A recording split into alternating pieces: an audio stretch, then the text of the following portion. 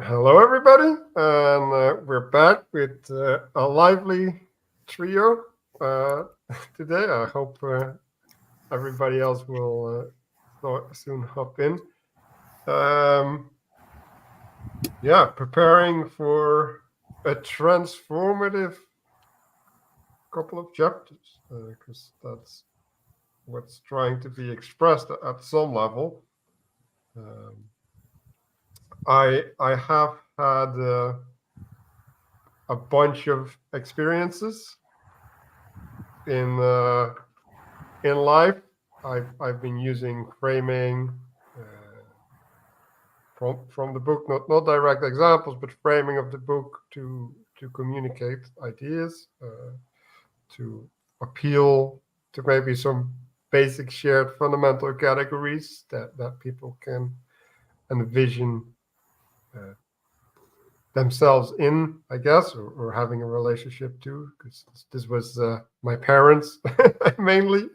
Um, so yeah, and like all of these things, they're slowly integrating uh, within my life.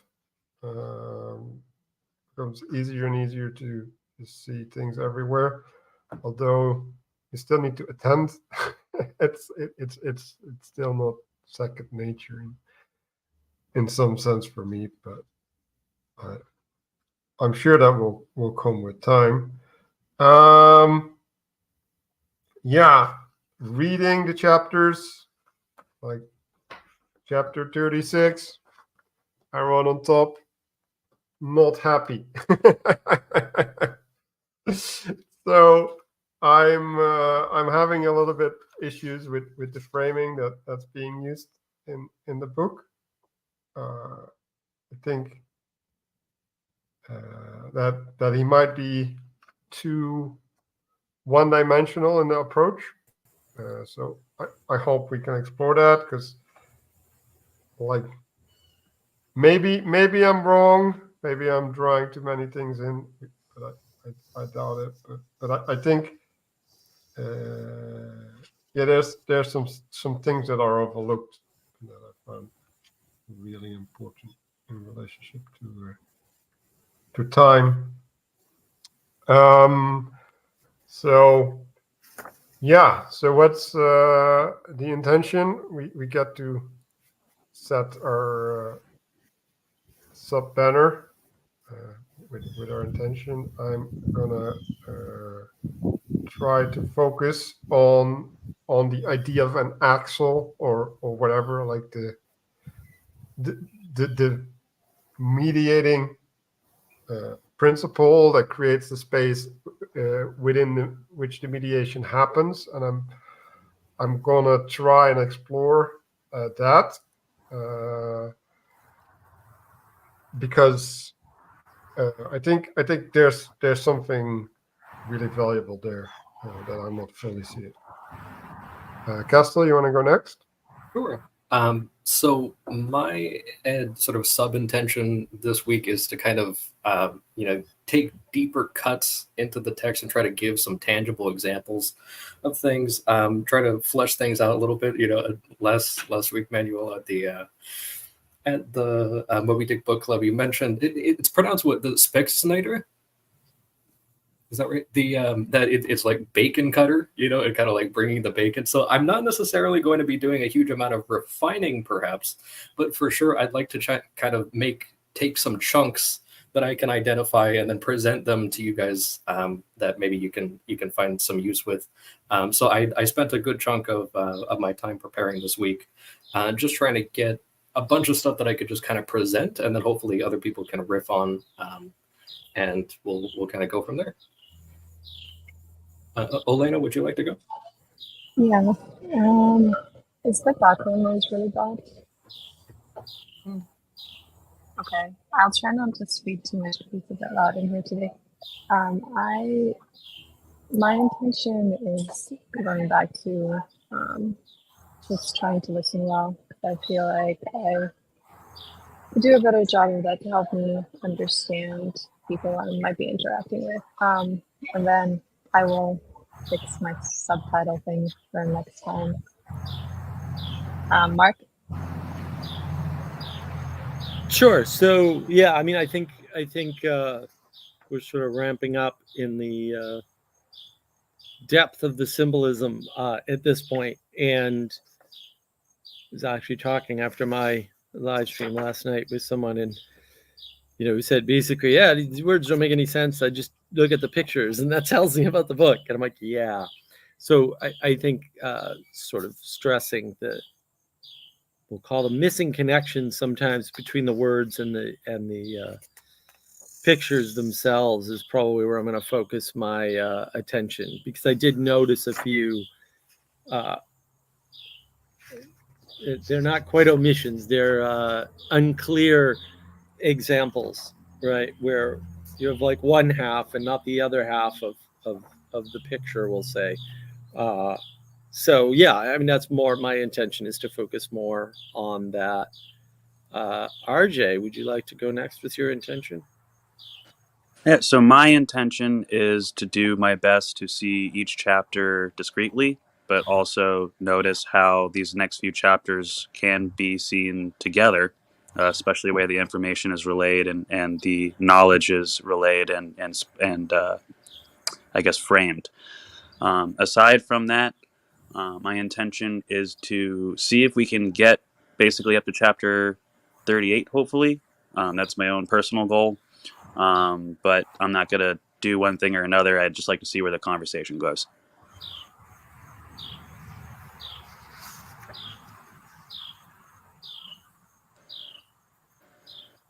So I guess I'll go with Molland. I don't know if you've gone yet.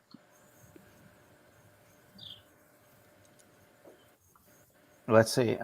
My intention is here is to hear other perspectives. Still, it's the same as before, and to pitch my own perspective against those others and see if there's something to learn, if there's some new dimensionality to arguments, seeing things from different perspectives, and hopefully learn.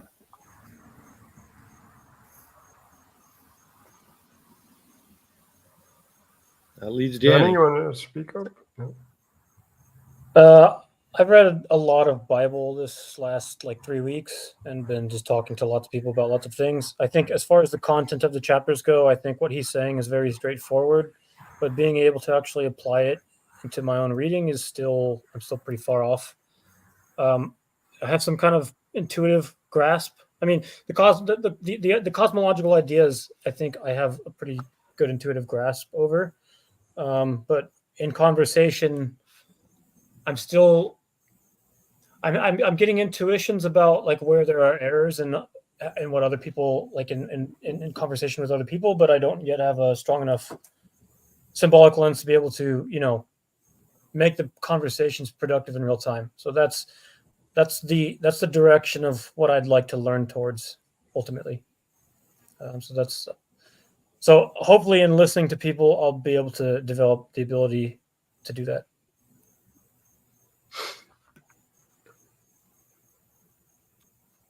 Okay. And then my lack of preparation. And Sue's, let's go. Let's see. I can get close. Stop. No, that's way too far. Did anybody want to introduce this chapter 34?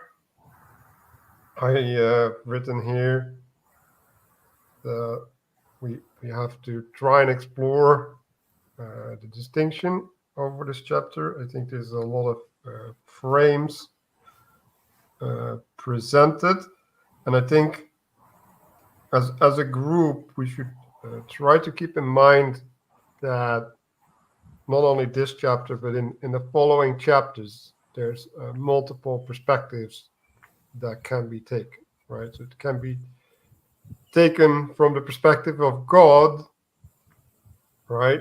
You could see time from the perspective of God as a transformative process or something, and then you can see it from the perspective of an experiencer, right? So you're being subjected to time, and that puts you in a certain relationship.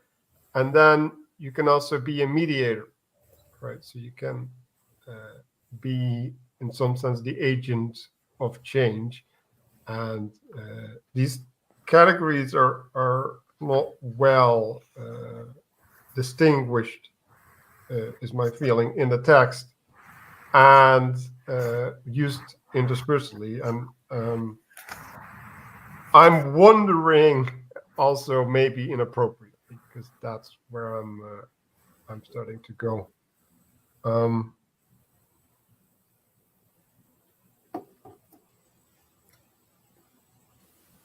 I'd love to hear what you mean inappropriately. Like, can you expand on that?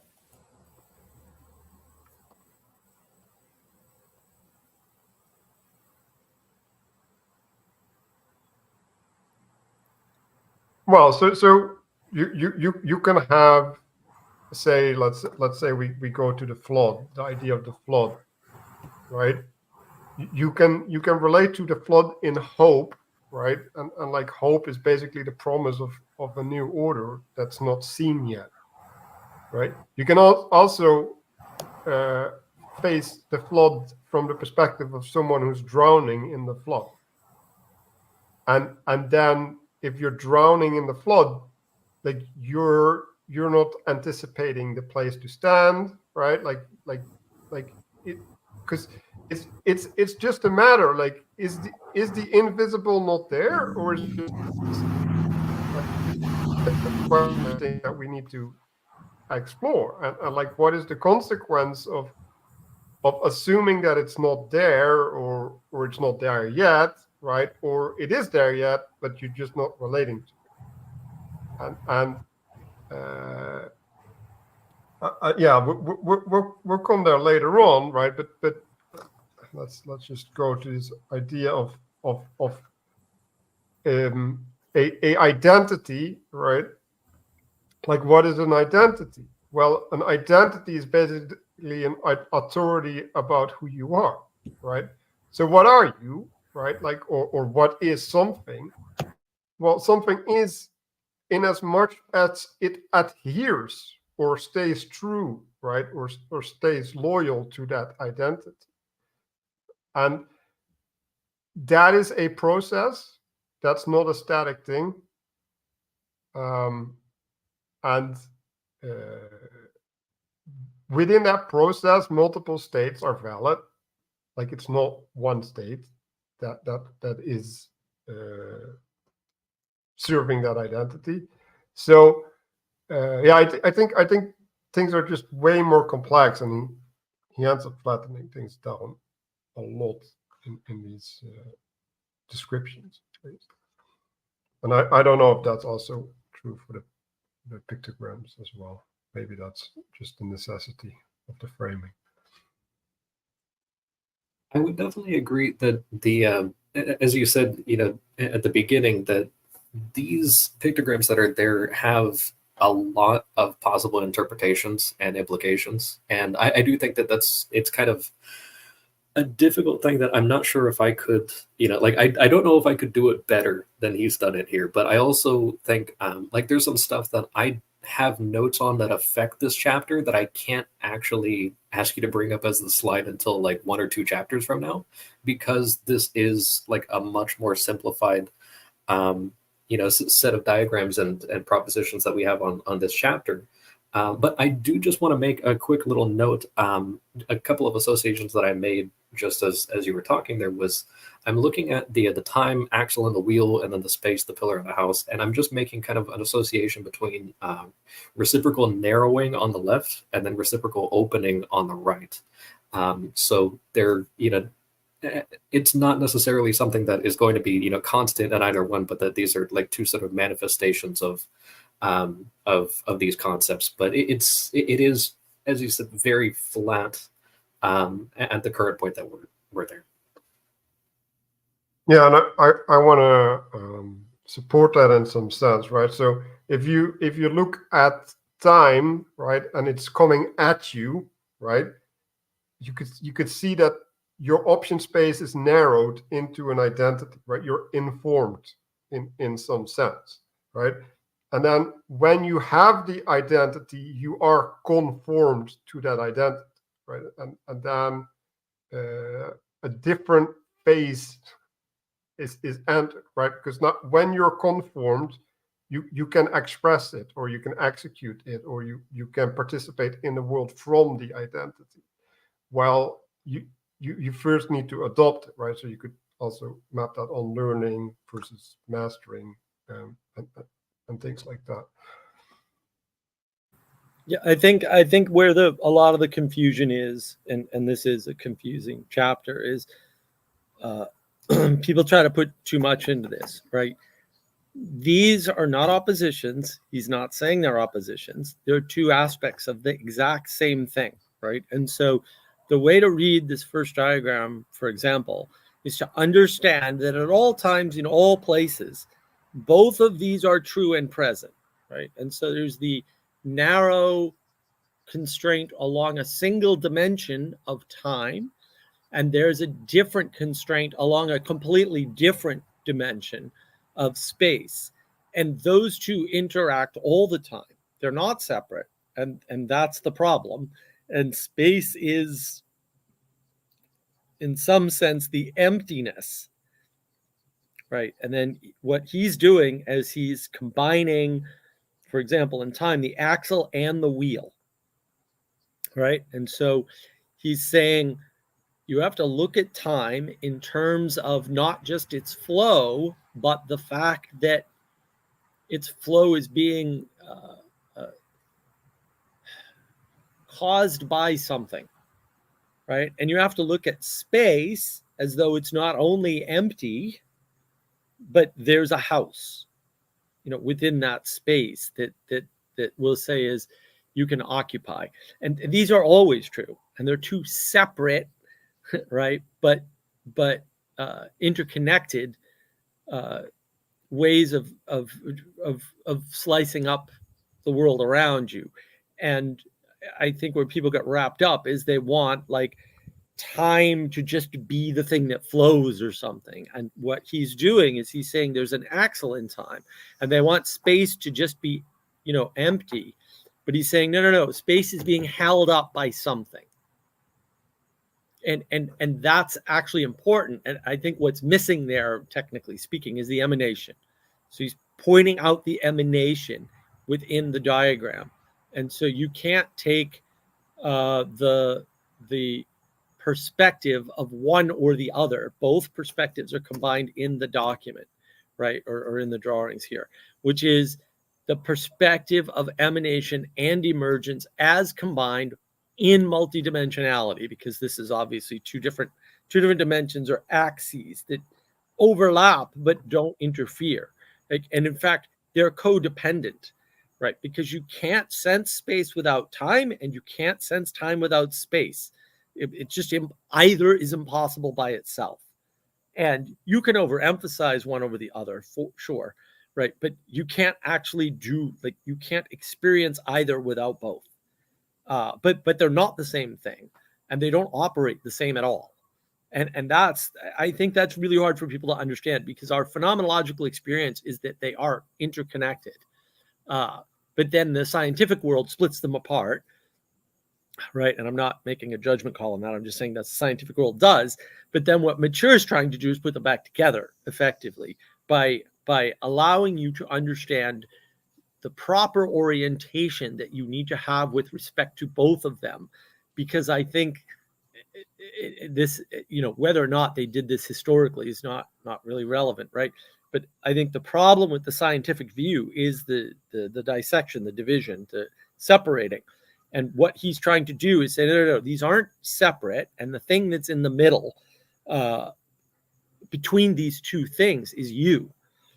But the thing that is, we'll say, the final cause, right, is God, right? That's his thesis. So the axle for time is God, and the pillar for the house is God. And so the emanation and the emergence are displayed as a unity from two different dimensional perspectives, not normal perspectives. Like you can't You can't walk around a house and get and see time, you know, in that way, right? The time and the house are always interacting effectively. So time and space are always together. Seeing them separately is an affectation. There's nothing wrong with that. You just have to have proper orientation when you do it, which is to recognize there's still an emanation and there's still an emergence, and there's separate emanations and emergences for time and for space. If I could support that as well, because a couple of things definitely came to mind. One thing, just kind of an observation of the text itself, is that we are also kind of going through maybe perhaps frustrating process of like progressive revelation on some of these things. So you're going to get stuff that appears separate that's eventually going to appear unified. And just to make kind of a past reference, which is going to be probably addressed most likely next week, but we've also gone over this topic of the cherubim. One of the things, this same imagery of the wheel and the pillar is going to get readdressed, I think, in chapter 39 or something like that, which we won't get to this week most likely. But you're going to see kind of going back to Ezekiel, you're going to see a good example of the two things appearing separate, that you can look at them distinctly, but then also if you read that particular account from that story, you realize that when one moves, the other one moves, and that they're actually part of the same thing.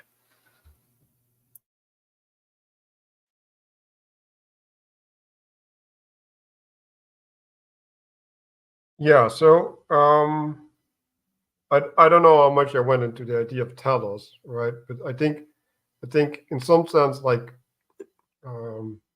time is calling you towards it, right? While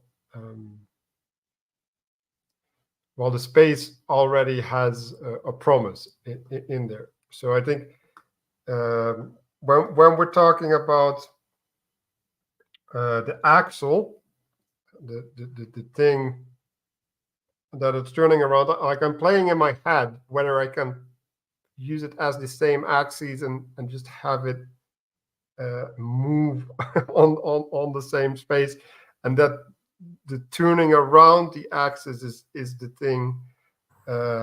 No, I mean, Manuel, I mean, this is exactly what he's saying not to do, right? He says these are two different mediations. So if you think of reality as a mediation, it's not one mediation, it's two. It's the mediation of time around an axle. That's the mediation of space, which is a pillar. Like, that's the problem. Like you're trying to combine them is never going to work, because he's not juxtaposing them. He's not putting them in opposition. He's not combining them. He's saying they're distinct and separate for a reason, because they're different types of mediation of reality. I'm fairly sure he put them in opposition multiple times. No, he says right up front, they're two different mediations.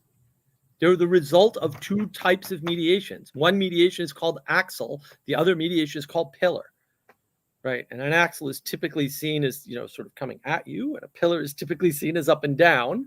Right? We could argue about whether or not that's valid or whatever, but like that's how it's typically experienced. And that's why he says that, like, right up front.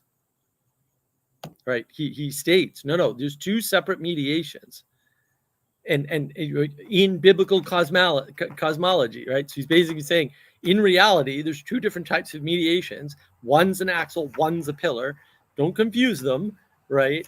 And then what he's doing in the chapter is he's talking about which one dominates, not to the exclusion of the other, right? That's where we get the whole thing about the remainder, which I know comes later, but like, I mean, I think we've touched on it before, but like there's always a remainder. So it's not like you're doing away with space from too much time or vice versa.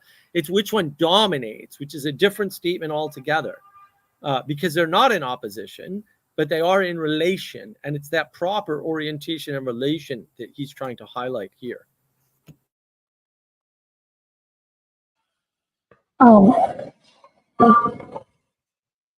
So when you say when one dominates, or when he says space dominates and then time dominates, and then the remainder or the stumbling stone is that which results in the flick of the dominion of time and space, that what type of concept would be used there then if it's not opposition? Like, I still hold fast to polarity. I like just kind of the allotments that face each other is kind of or like counterpart or polarity is usually where I would go. Where like I get that there is a lot of like kind of friction, I think, and I experience it in myself a lot of times when I read this, because it's important to remember that this text is also aimed at people who don't have any of these concepts down and are probably coming from a materialist, oppositional, like dualistic sort of mindset. So some of the terminology is sort of a condescension in that sense. And if you already are kind of in a better framing, then that itself becomes the sort of friction. But I do kind of recognize, like, you see these words like dominion, versus, opposite, these types of things that they convey a similar point, but it's sort of circumambulating like a third thing, but it's presenting two things just so that you can kind of see the contrast. But I would just, long way of saying that I would recommend polarity and counterpart. Yeah, and polarity, I think one of the problems is we don't even think about things like polarity correctly anymore, right? Like, just, the age of gnosis has polluted our thinking to the point where, polarity is a relationship with two ends. And you can be too far to one end or too far to the other, but they are connected. They are the same thing, right? It's just that the demarcation or the naming changes based on which half you're on, right? So if you're on the left half, you're on the left half. If you're on the right half, you're on the right half. But it's one pole, it's one rod, it's one thing. And so they're not unconnected, and therefore they're not in opposition, because they're the same thing. We're just using an arbitrary reference to say you're more than halfway on this side or you're more than halfway on that side. That is the type of polarity that Castle was highlighting. That's actually we'll say the better way to think about it. And the reason why we don't think that way anymore is because science divides everything. So the first thing it does with poles is it takes two poles and it cuts it in half, right? On the Earth, we cut the Earth in half with the equator. The Earth is not cut in half at the equator, right? It's still a big ball. There isn't a north hemisphere and a south hemisphere.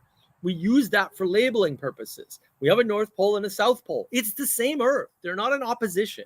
The North Pole does not oppose the South Pole. They're not fighting. They're not like it's one or the other. We have both at the same time. Everything's fine. Like that's like the naming's right there, and yet we don't think of it that way. It was already correctly named. Right. Yeah. See, this is a connection. Like magnetism itself is the statement of a relationship or a connection, a cooperation between two things. And that's what allows magnetism to do the magic, is the north and the south. If you have all north, magnets don't magnet anymore. If you have all south, magnets don't magnet anymore. And in fact, you can't do that, as it turns out. There's no such thing. I mean, there is in physics. There's a monopolar magnet, but that's a different, that gets really messy really fast. But there's no such thing on the, we'll say the human scale, as a monopolar magnet. Like that doesn't actually work because the magnetism doesn't exist at that point. And I think it's important to see, right? If you see the north and the south, in between there's a space created, right? Mm.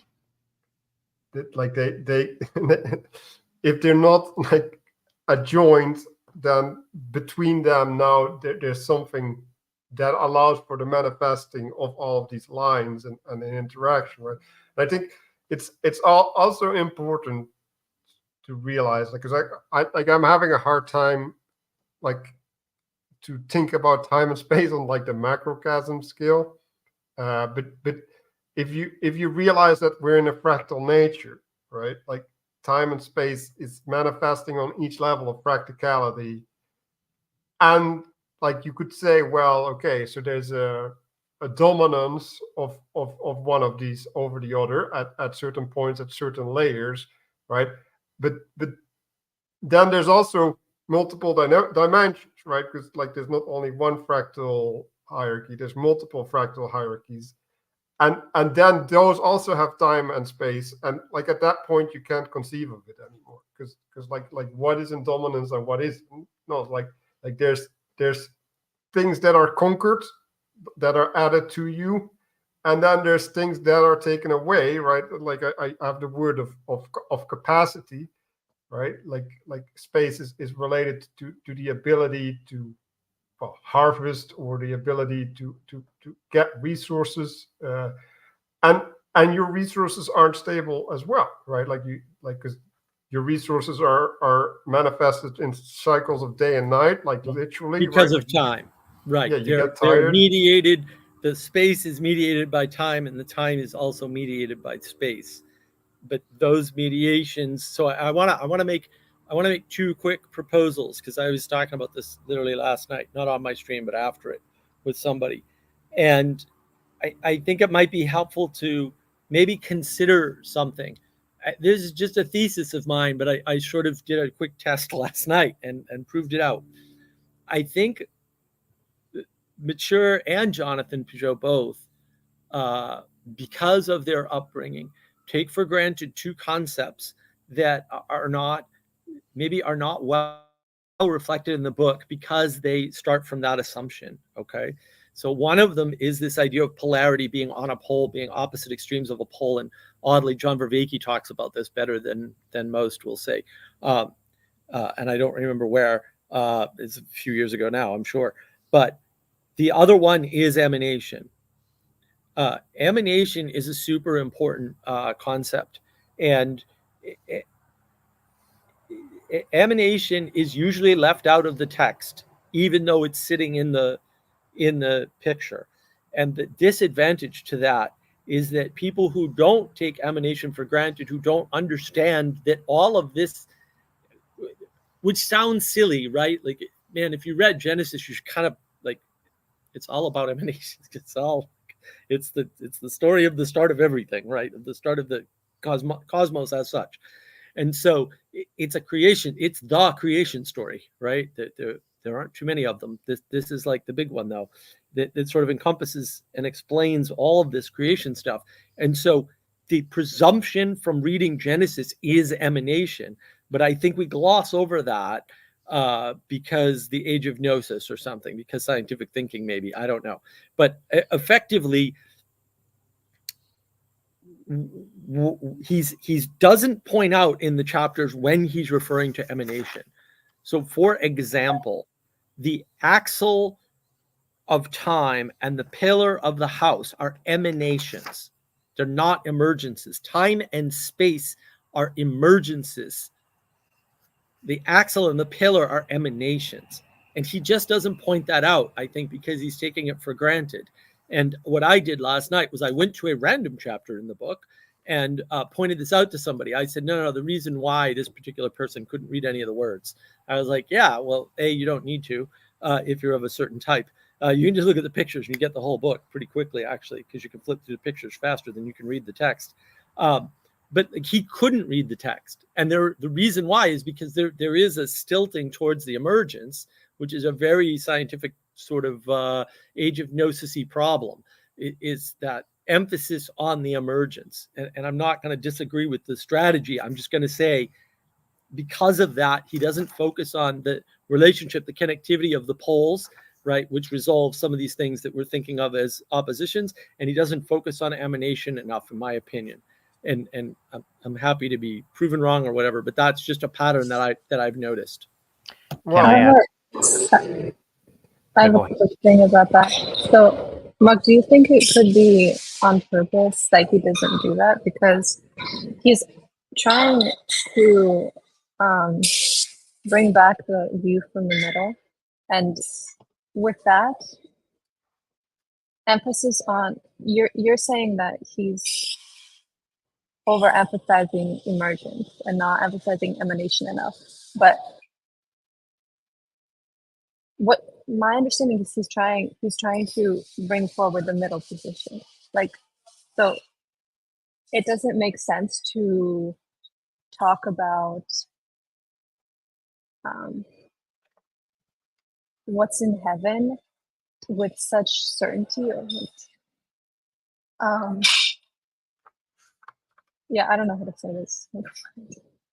Like, I think he does that on purpose, and I think he also uses opposites on purpose as well, because when you use opposition in this type of term, sure, a lot of people might have a reaction like that might seem materialistic, but there's a sort of redemption that he's trying to bring to the word opposites or to like the concept of war when he does that.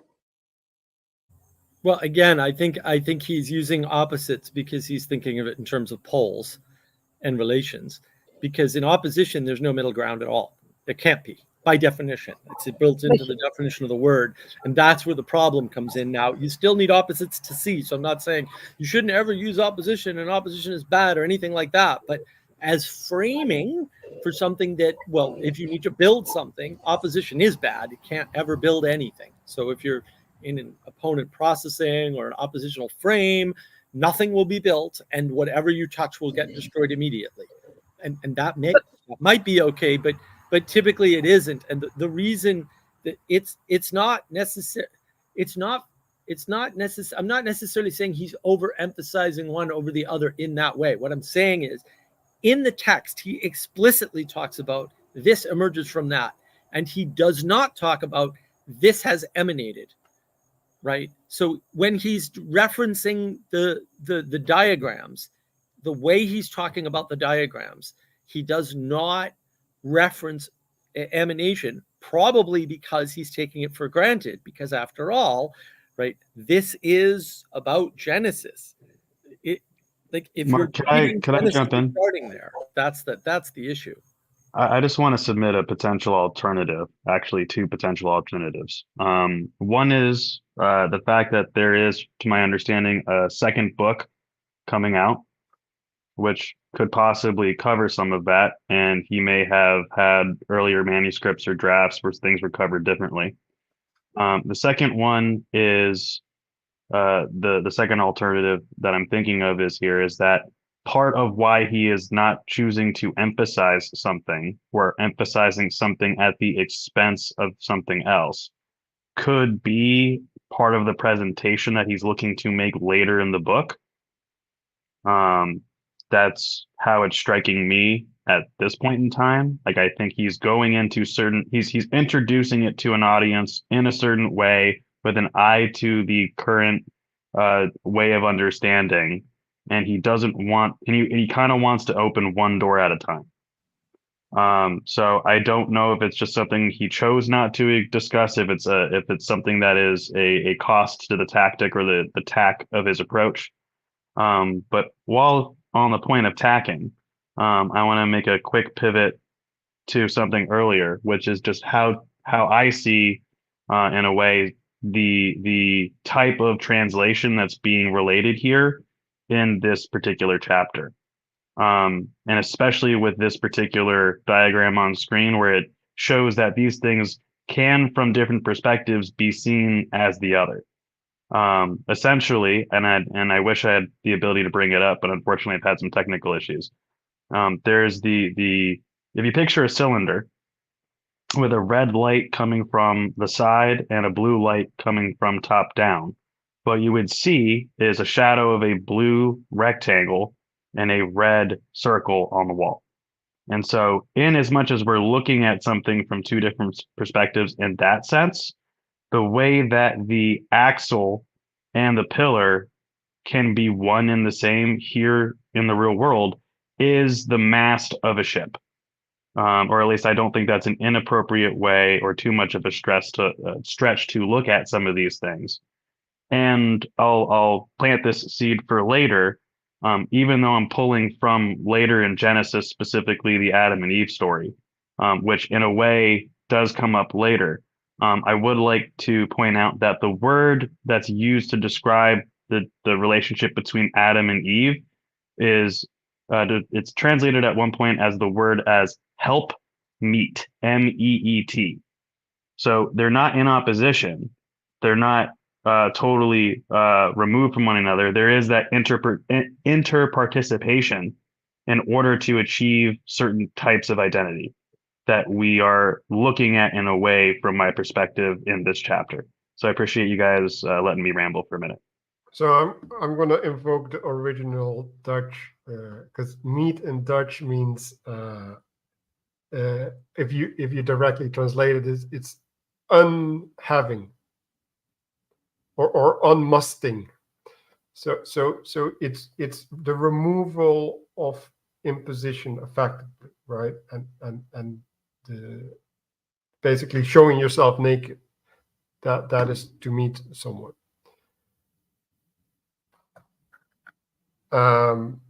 Which might help with Adam and Eve. I think it's useful, and it calls to mind both what you said and what RJ said. Just brings to mind again the two angels on the top of the tabernacle that are facing each other that God speaks through. Just that image definitely comes up there pretty clearly for me. And I just wanted to also, with this diagram that we have on this page, I just wanted to make a couple of quick notes about the eye and its positioning on there. So you look at the stable space inside the house, and the perspective is on the inside. There's also 4 directions. Just want to make a quick little reference to the tetramorphic cherub, which is facing 4 different perspectives, if you will. And then also the we haven't gotten into the cherub with the wheel, but there are eyes on the wheel as well, which we'll get to probably in, I think, chapter 40 or something like that. But I wanted to just make a correlation between protection and nurturing as well, which you might kind of see the necessity of the outward looking of the on the wheel.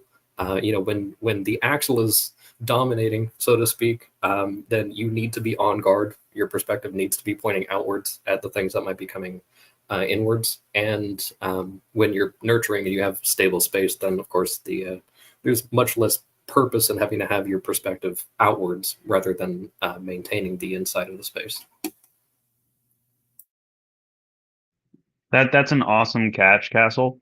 And just riffing off for a second, a castle and a moat is not totally unrelated here, but a different dimension altogether. But for the folks at home and in the future, it will be very helpful to remember this page once we get into some of those later chapters, I think, and especially this session. And I think we're clipping along pretty nicely.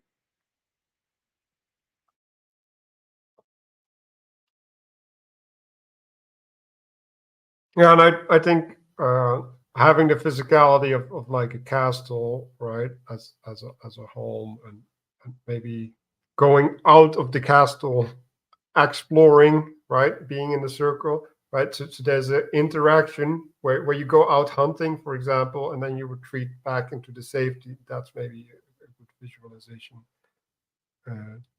to use. Oh yeah, I wanted to say something about the opposition thing, right? And this is something that I'll at some point will explore more, because I think Aristotle is also having this problem, right?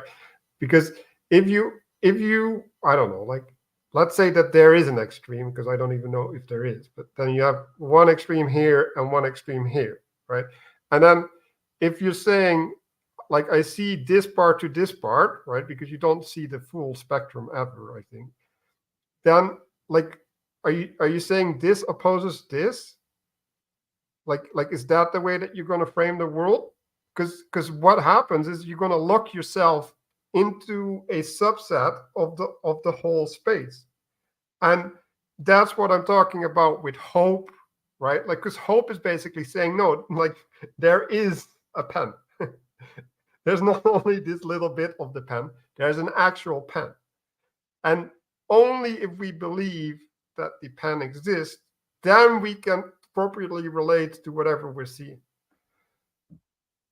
So I think that's important to keep in mind. I think that was good, and it calls to mind that if the folks at home wanted to get a little more resolution on that, or spend a little more time in that particular frame, on just a few days ago, Mark put up on Navigating Patterns a video on perspective detail limitation, and that the demonstration with the pen reminds me of the first animation in that one, that you need to be kind of changing your perspective and looking at the entire picture in order to kind of formulate what exactly you're looking at.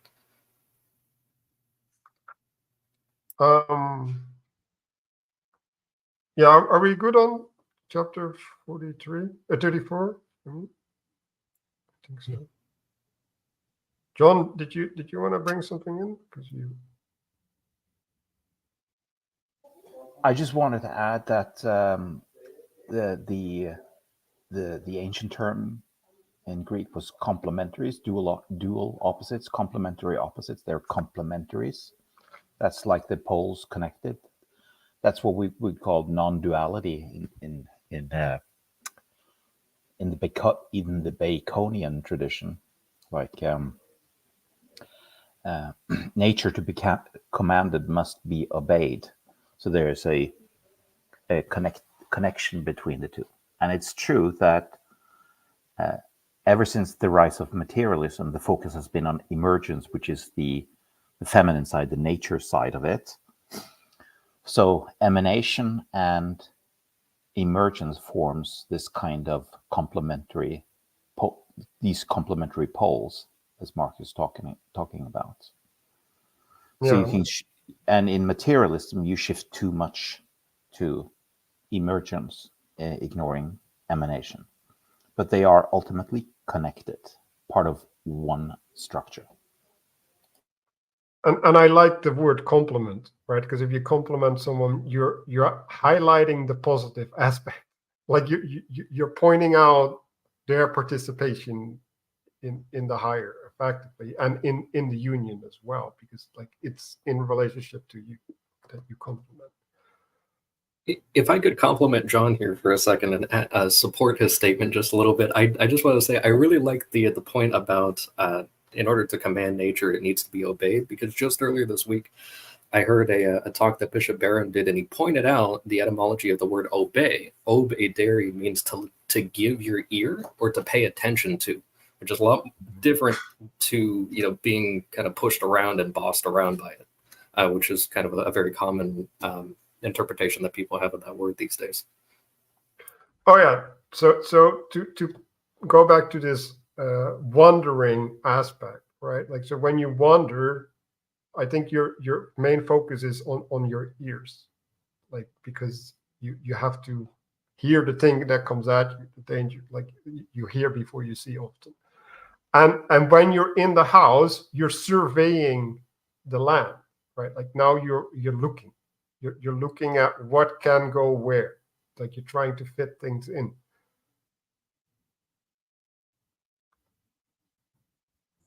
Well, and I want to echo what Castle said about nurture versus protect, right? Because when you're protecting, you're looking at the horizon to see what's coming. When you're nurturing, you're looking at the detail inside the house to make it a home. And that's actually really important. And I mean, hopefully my live stream on that I did a few weeks ago on navigating patterns makes that more clear. But that's not what this is about, but that concept is also in this diagram, because these diagrams are very rich. So they encompass a lot of concepts, and that idea of a castle, not the castle up there, the castle and the moat is very important, right? Because time constrains space, right? And space constrains time, right? And so once you add in what John excellently pointed out, right? This tight coupled relationship between things that we might separate and call opposites, which would be inappropriate. They're really just these extremes of the same pole, right? And again, if you think in opposites, there's no middle ground, there's no balance point, there's no neutral space. So that's not a great way to think about things long term, because the reason why you need to, quote, obey in order to move something is because it's an interaction, it's a relationship. You need to listen and understand your orientation in relation to the other thing in order to change it, right? It's always that way because you're embedded in the creation, right? You're embedded in something. And again, the fact of that embedding is what I think Matthieu is taking for granted, which is fair enough. Like, I don't think it's a mistake. I think it's happening. And a lot of people are slipping past that and sort of, we'll say, trying to understand Genesis and the creation idea on their own terms, instead of understanding that the story is about the emanation and how that came first and is the thing that creates all of the non-emanatory things, right? All the emergences. I want to add a couple of connections that I just made as both of you were talking.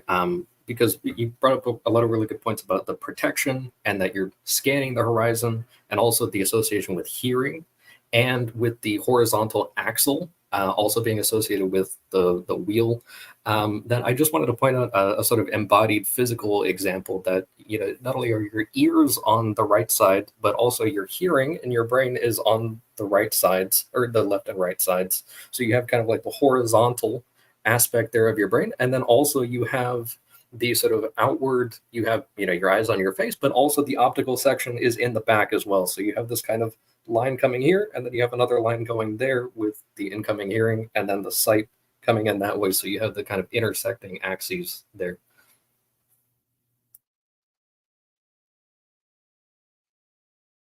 So I want to maybe extend this a little bit, because I went to the idea of force, right? And like, what's force? Well, force is a transgression of the relationship.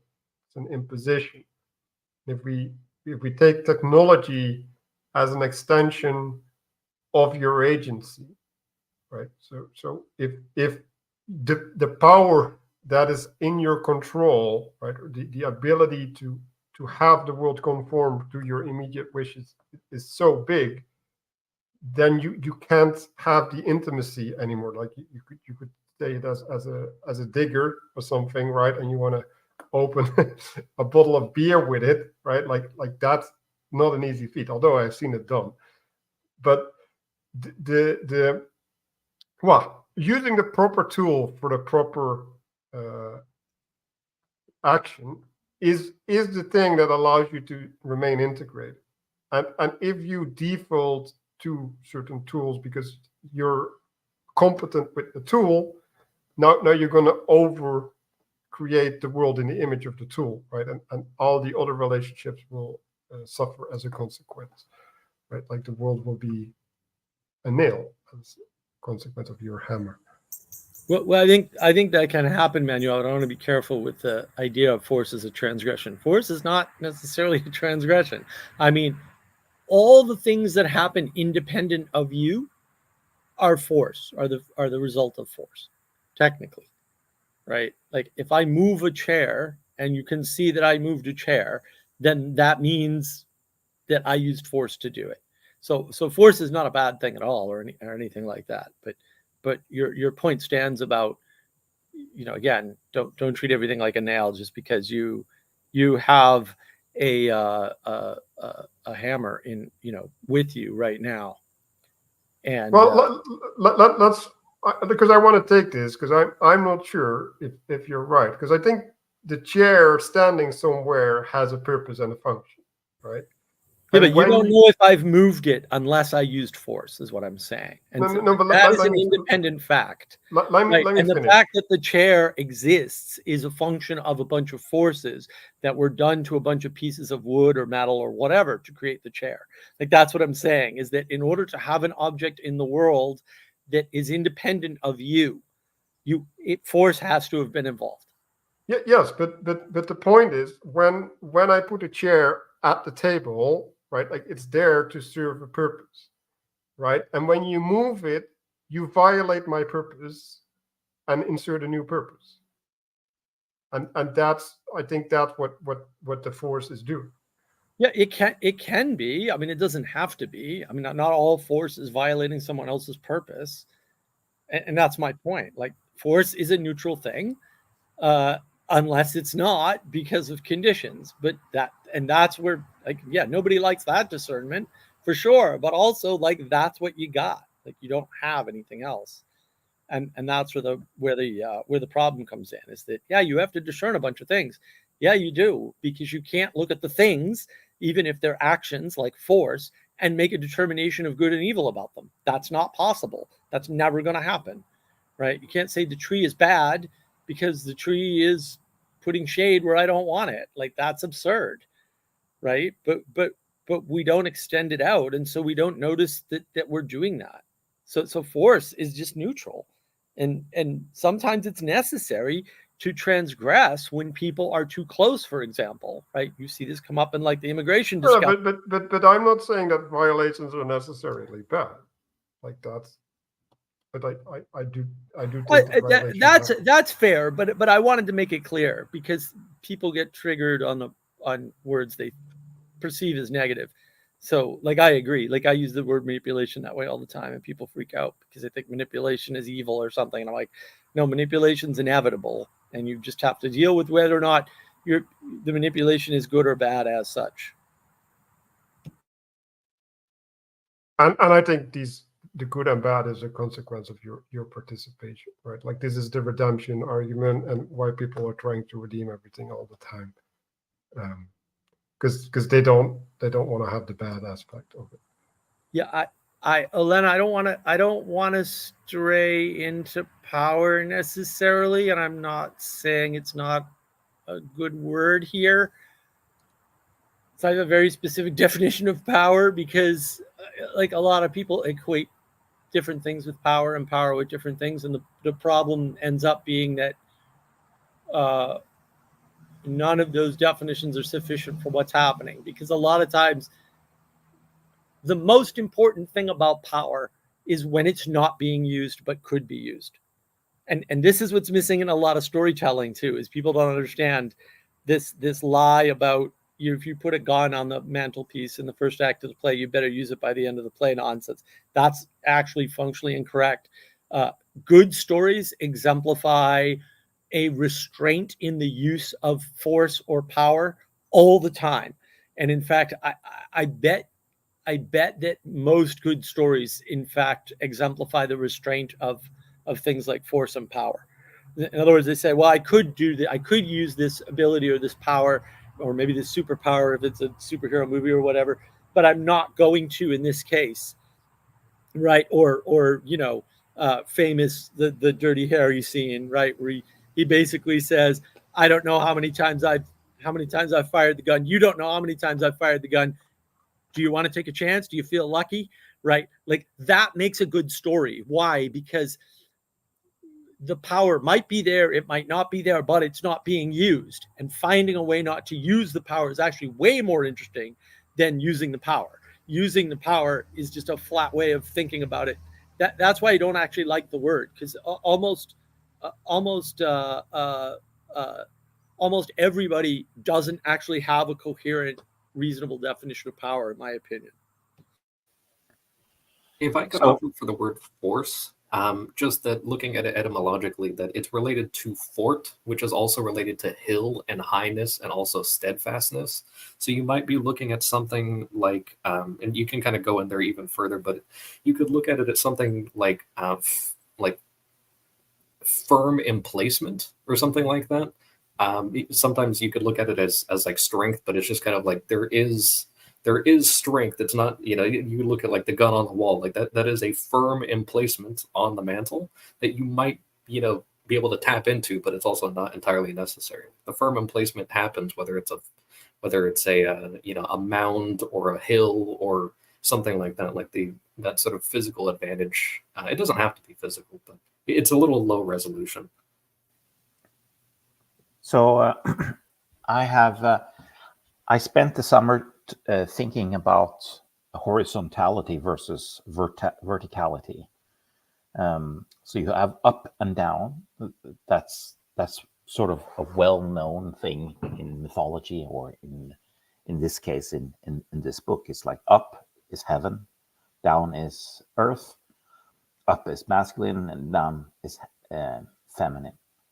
And you have this, you have the pillar here, which is horizontal, vertical, but then there's the horizontal space. And I'm trying to understand the relationship, because left-right occurs on the horizontal, connected to the head, etc. And there is so much going on with respect to left and right. It's very, very ambiguous, but because on one side, it has a certain feminine versus masculine aspect to it. Left is the weaker hand, and right is the stronger hand, etc. But at the same time, it often is also used in morality, which sort of discounts its use as gender, because gender is morally neutral in most mythologies, like very, very specifically so. So the words for left is in Latin is sinister. So that's interesting. So sinister is to be left. Another word like left, that which is left over, like it's the remainder. And then you have the right, which is the correct. Right means correct. It also means straight. Just, and which is the literal Dutch word. yes, and it also means to have a right. Like that's more the Enlightenment, or like I'm right, and therefore I have the right to do what is right, etc. So that's complicated. So you have words like left, queer, skew, leftover, the remainder, which is associated with a sort of inward-outward motion, like the horizontal plane. When you're the inside space, you're inside the public square, you're inside the city, you're safe. But then you're outside, which is the remainder, the margins, etc. So, and it's difficult for me to see the exact relationship there, but I see that verticality and horizontality plays an important role in the Christian stories, but not just there, but also in other ancient stories. So I haven't drawn a conclusion yet. I just wanted to sort of air the ideas, roughly speaking, just showering some ideas around. So to expand upon that, you have I think it's the Egyptian idea that there's a chariot that pulls the sun across the sky, right? Which is also an axle that moves from east to west, right? And then what is the axle? The axle is north to south, right? And the north to south is, as we already established, again linked to heaven and earth, right? So there's a earthly manifestation of that dimension, and then there's a movement that is corresponding to the day that is interfacing, or at least having the mediation between the horizontal layer. The cosmic wheel, I never really made that connection before, but when you now mention it, I see that. Well, the pillar is the heaven to earth dimension in this. Yeah. The axle is the XY axis. The pillar is the Z axis, roughly speaking, if you want to use geometrical terms. So it's the pillar that's connecting the top and the bottom, the heaven and the earth, or holding them apart is probably a better way to think of it, right? That's the way Matthieu goes into it, right? He says there's a separation between heaven and earth, and that's caused by the emanation, and that's the way he's conceiving of these things. Yeah, so this brings up a very important point, which is that although the ancient stories are almost like obsessed with complementaries, which are duals, there is always a third aspect that is also there. So they form a sort of trinity, which you find all over both mythology and the Christian stories. So, for instance, the heavens and the waters in Genesis, they're separated by sky. So the sky is the separator between the heavens and the waters. So you have the heavens above and the waters below. So that is the complementary opposites, or the complementaries. But then the separator is sort of like an in-between zone, which both connects and separates. Now, this is the aspect of non-duality, which is really interesting, because I had long discussions with a thinker like 20, 30 years ago, Kent Palmer, And he made a very interesting observation, which is that the conjunction, the plus sign or the and symbol plus conjunction, captures the essence of non-duality, because when you put in a plus sign, it both separates the things that are added together, but it also connects them. So it is at the same time both the separator and the connector. And I think that this idea that he introduced, like it's 20, 30 years ago now, it's stuck with me because it's a really good image. And sky, in this sense, is both a separator and a connector. So in the Indo-European myth, creation myth, sky and skin have the same root word for cutting. So you cut the skin.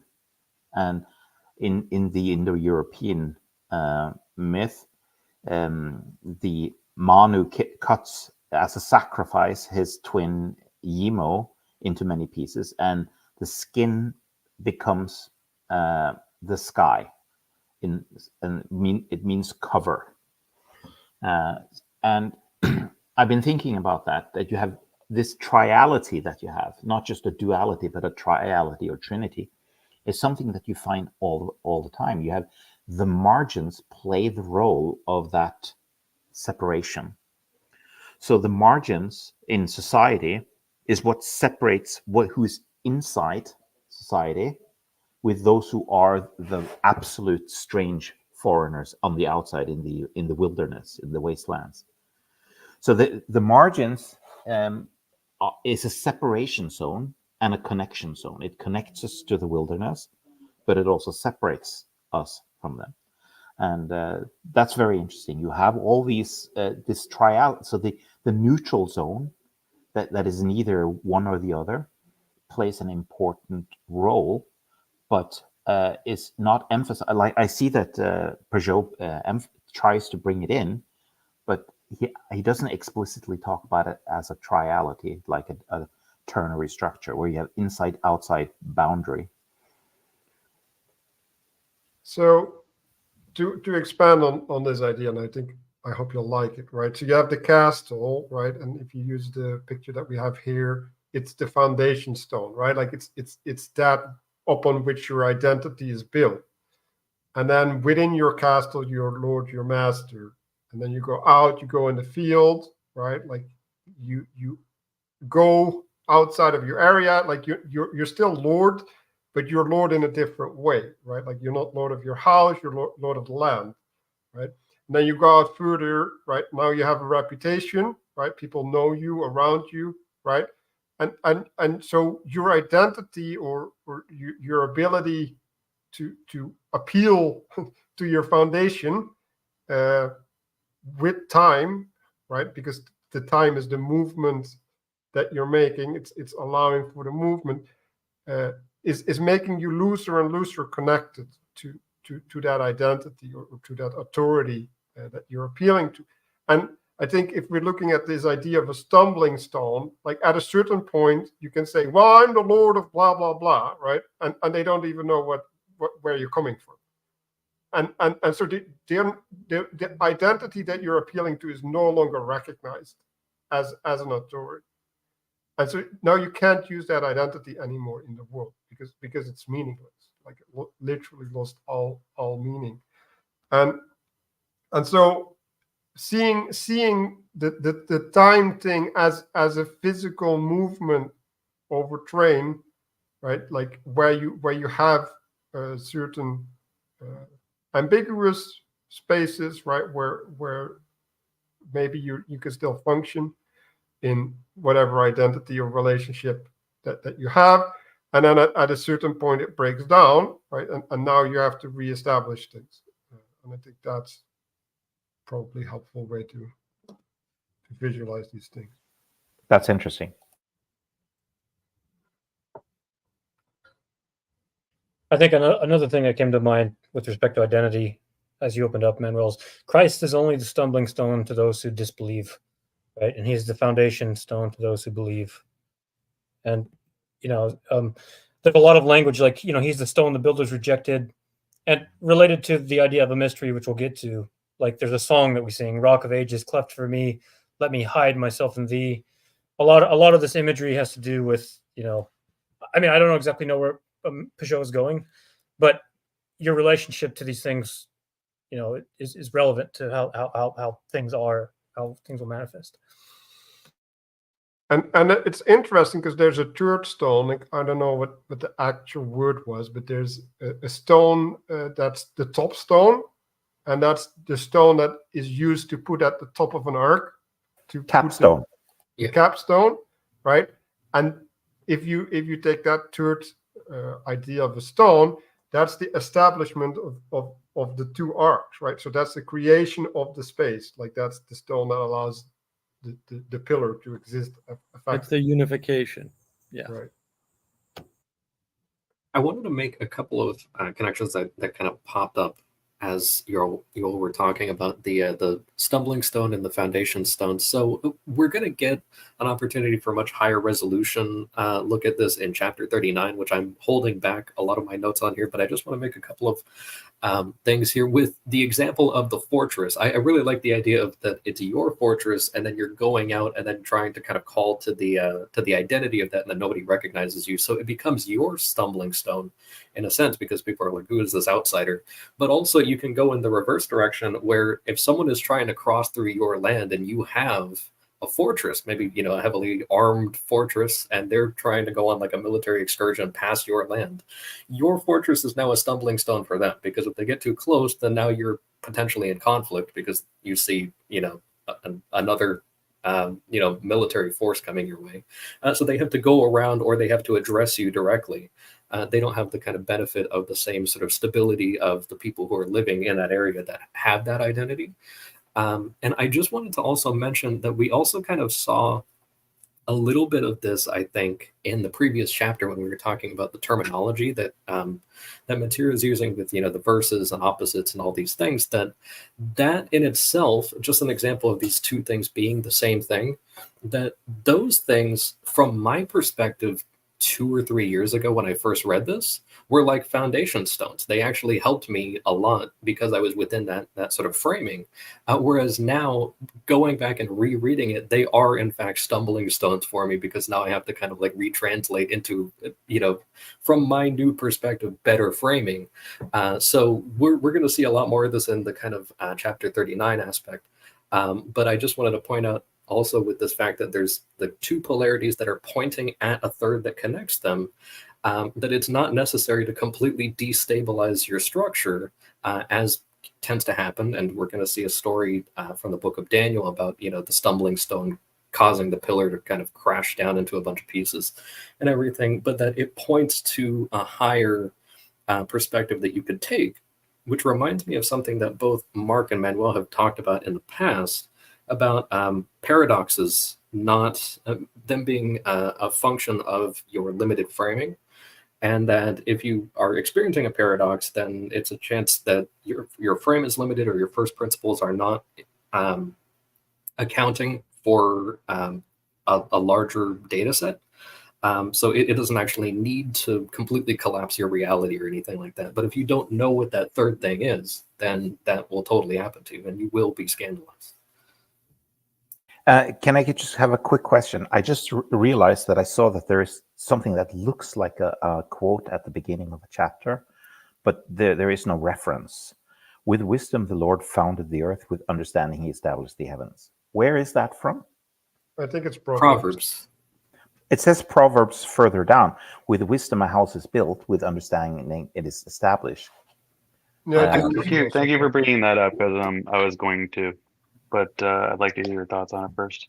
King Solomon writes the same thing, like I want to say between 3 and 5 times in Proverbs, but with different words. I remember after reading this, I went through and I read the entirety of Proverbs, and I remembered seeing like, oh, well, he actually wrote this like multiple times.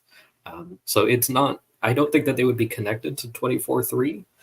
Like, I don't think they're all one after another. I think they're interspersed in between.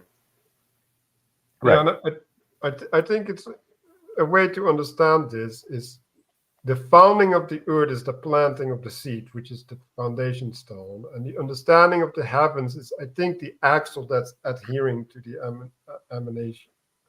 So as we'll see on the next page, that comes very much into play, Manuel. And the specific note I just wrote down just to look back at it is that wisdom is connected with building, understanding is connected with establishing or establishment, and knowledge fills things, which is a little bit different than the other two. And I'm wondering if you picked out, specifically this proverb because of that sequencing, given some of these next diagrams.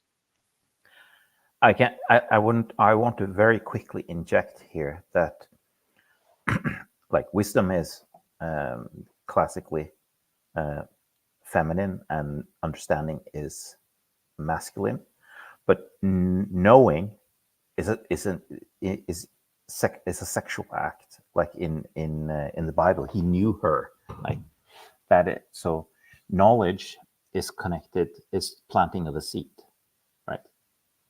To know.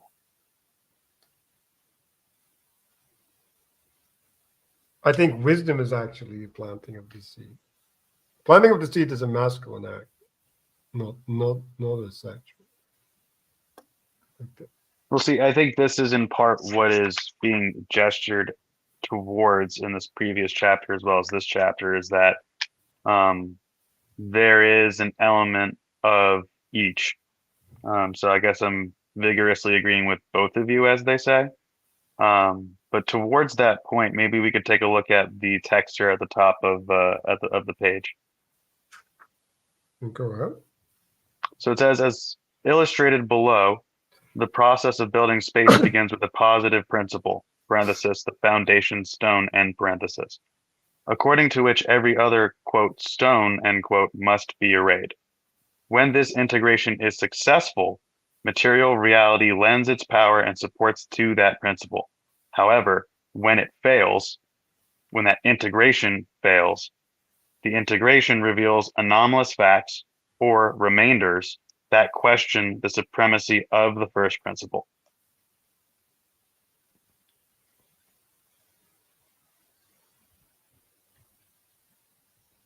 And I'll stop there and note the direction of these black triangles in between these three diagrams.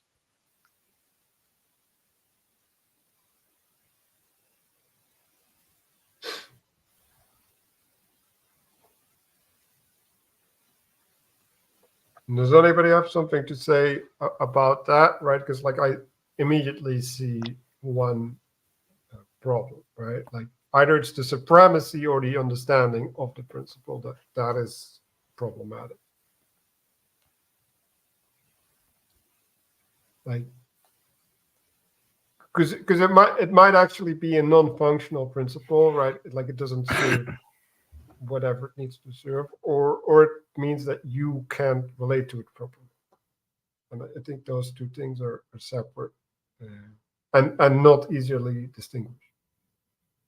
Well, I'm not sure if this would necessarily map, but one of the things I was looking at with regards to the bottom right diagram on this page, you see the bell as the remainder, and of course the association with all of the other things, the inclined plane and the ramp and the wedge and everything like that. Now, I'm not entirely sure how well these things fit together, but what I imagine, just kind of completely ignoring the labels of the wedge and the ramp and the stairs and all these things, which are still relevant, but imagining kind of like a tower, if you would, and then imagining, there's a bell left over, that it's this kind of remainder that's there, and it's like, okay, what does this have to do with the building? But also, if the point of making the building was making a bell tower, then the purpose is actually putting the thing all the way at the top as an ornamentation. And then maybe you say, why in the world would you have a bell tower just like in the middle of nowhere? It's like, maybe it's supposed to be attached to a church. And then it's like, why would you have a church in the middle of nowhere? That is also kind of like a remainder out in the middle of nowhere, unless you're integrating it into a town, and you can kind of like keep on kind of extending outwards. So that's kind of the image that I was making. And also, with respect to containers, because last week we talked a little bit, it might have actually been after the stream, about with respect to, wisdom as feminine. While the wisdom and kind of the seed are masculine things, the feminine also being kind of like a container or throne was an interesting image that came up. And I was thinking of Noah's Ark, that Noah's Ark is a ship, which is traditionally feminine, but also in a lot of the iconography, it's depicted as like a giant seed floating on the water. So you're getting kind of this kind of, seed containment sort of thing that's simultaneously, hosting the seed aspect of the world and then also containing it. And so there's at different scales, it seems to almost alternate. I can also add that, like, you have the trope or the slogan, if you like, that men build houses while women build homes. So you have house builders and home builders, emphasizing the various aspects of femininity and masculinity.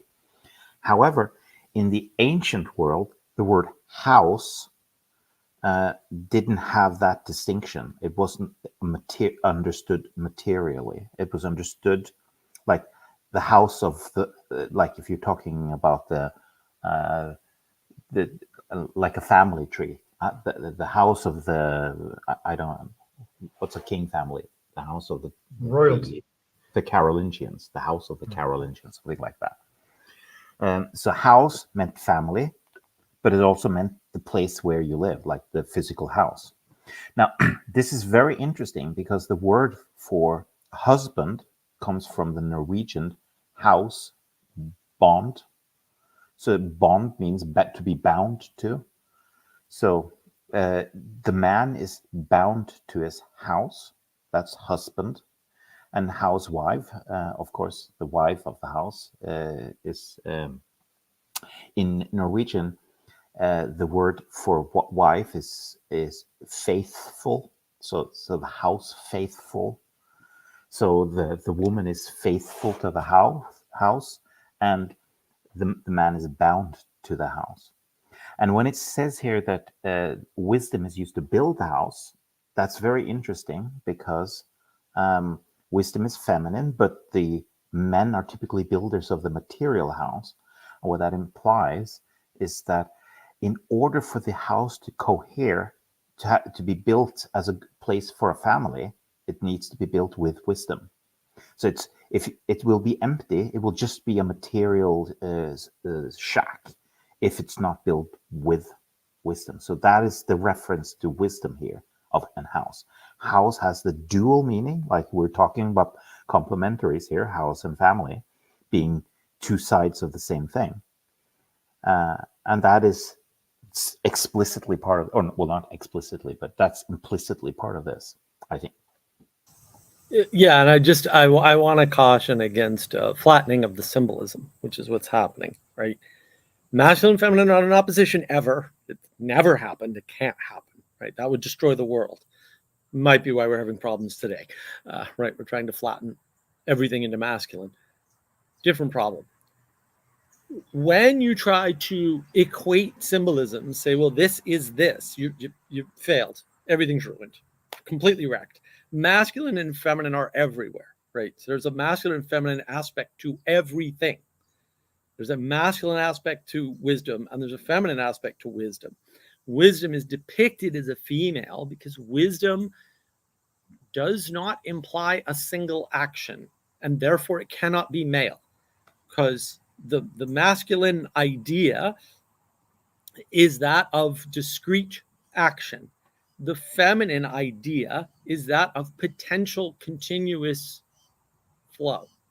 And it's just fundamentally different. It's two different types of the processing in the brain. I did a live stream last night on navigating patterns about this. This is wrapped up in our knowledge engine model.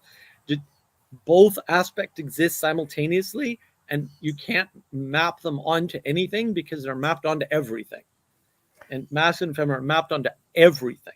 There's no such thing as a masculine symbol and a feminine symbol by itself. because the two That- aspects cannot be separated. And that is why I think that one of the reasons why I don't know why I haven't fully understood this earlier. It's that the tree is in fact the symbol for the symbol, because it connects heaven and earth, and it is hierarchical. It has all these branches, so it's interpenetrating at all levels. It's many to many. The symbol is a many to many relationship. You've got many relationships on the bottom with the roots, and you've got many relationships on the top with the branches. And they're not stable or set, right? And you need them, and you can't use all of them, which is why you need wisdom. Part of wisdom is the ability to pick the right root and right branch, depending upon what you're doing, and to know when you should go up or down the tree. All of those are functions of wisdom, and knowledge can't help you with any of it. And this also brings into the point that, like in the yin yang symbol, you have the little yang in the yin and the little yin in the yang, and these represent interpenetration, where you could think of that you have a little masculinity within something that is primarily feminine. So, and because that's, you can reify that into a tree, like a recursive tree structure, and then you will get this interpenetration of recursive masculinity within femininity within masculinity, so forth. So that's just riffing on what you were saying, that if you're trying to reduce everything to two poles, you're failing abysmally, because that doesn't capture symbolism at all. Yeah, John, thank you for that. Also, you kind of opened the door for this, and I want to step through this door because I've been waiting for a long time for a way to talk about this. Take it away. The only difference between the yin yang and the tree, like actually the only difference, is the presumption of the mode of thinking. And so they are identical symbols in every way, shape, and form, and identical representations. The fact that you don't see that is because the Western mind, the Western frame, doesn't understand cyclicality the way the Eastern mind does. And you can't do it. So don't try. It's a complete waste of your time. And that's the problem. I mean, this is covered in a book called The Geography of Thought. Nesbitt's his last name. I forget his first name. But basically, if you change the perspective on the tree and you flatten it, which you're welcome to do, but hopefully you keep it spinning, because that's actually, we don't see that. It's implied in the diagram that it's a representation of something moving. The Western representation of the tree is not moving, but it is growing, and that's implied, right? And so we understand the tree to have this relationship between the roots and the branches. They understand the yin yang is always spinning, either clockwise or counterclockwise. It doesn't actually matter in that way. But all you do is flatten the tree and you get a yin yang. Now, you can argue, well, how do you flatten the root? Right? Yeah, fair. It's hard to see because you're probably not used to thinking about dimensionality and changing dimensions. Read the book Flatland for all that, right? But once you understand that it's a flattening, but a rotating, they add rotation and they flatten the tree. And it's the same concept of symbolism completely. There's no difference. And that's the thing. It still represents the two poles, and the fact that they're poles, even though there's no straight lines in it on purpose, right? Because it's spinning, and so the fact that it's never ending is there, right? In the same way that I said the poles are never ending because they're connected. You can't give up one extreme for the other, because then they vanish basically. If you cut them in half, they're no longer the same thing, that they're gone effectively. So just like with the earth or with magnets, even though we talk about them that way, that's not what's happening. They're not two things. It's just one thing. North and south are just two aspects of the same thing. And once you understand that, you can understand Eastern thought pretty well enough to know that there's no reason to engage with it, because actually the thought that you're going to understand better is Western thought, because it's the culture you grew up in and that's the way you think. that way of thinking about trees instead of spinning spinning yin yangs is just easier for the Western mind. Can I just make a very quick comment on the tree as a Western concept? Because it is true. I was absolutely flabbergasted a few years ago. And I was very surprised when I found that it seems that Jordan Peterson, who had this discussion, wasn't aware of this. He'd had this discussion with who's that atheist, the one who doesn't believe in free will. I forget it. Sam Harris. Sam Harris? Sam Harris, yeah, the Sam Harris guy. Okay, so etymologically, the word for tree is the same as the word for true in Indo-European language. They are the same word etymologically. Now, what does that mean? It means that truth in the Indo-European tradition is seen as something that is lasting for a long time, that it's growing, and that it's a process, and that it needs to be maintained in order to sustain itself. And therefore, we still have remnants of this original meaning of truth in Indo-European language when we say things like, he was true to her. I am true to the idea. That means faithful. So faithful and truthful are deeply connected in Western thought, because to be true to something means that you have to be faithful to that. In other words, forming a marriage that requires a lot of work across time to maintain. Okay.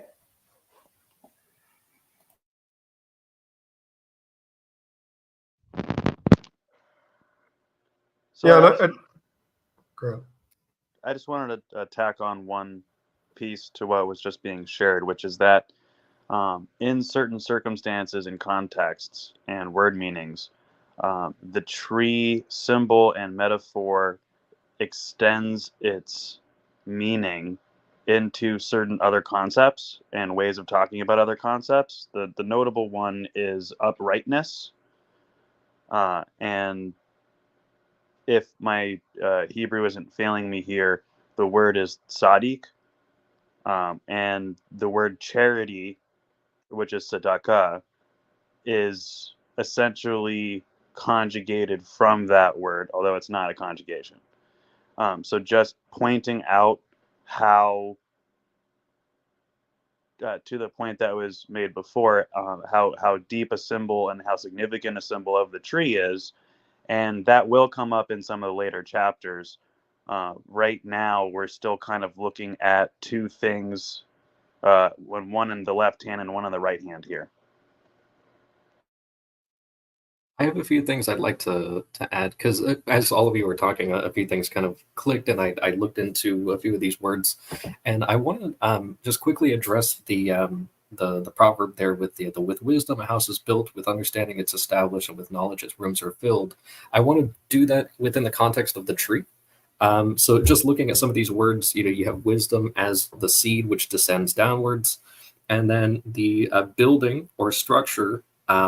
You can look at the word built and kind of go down deeper into the etymology and see it as grow, materialize, or get body.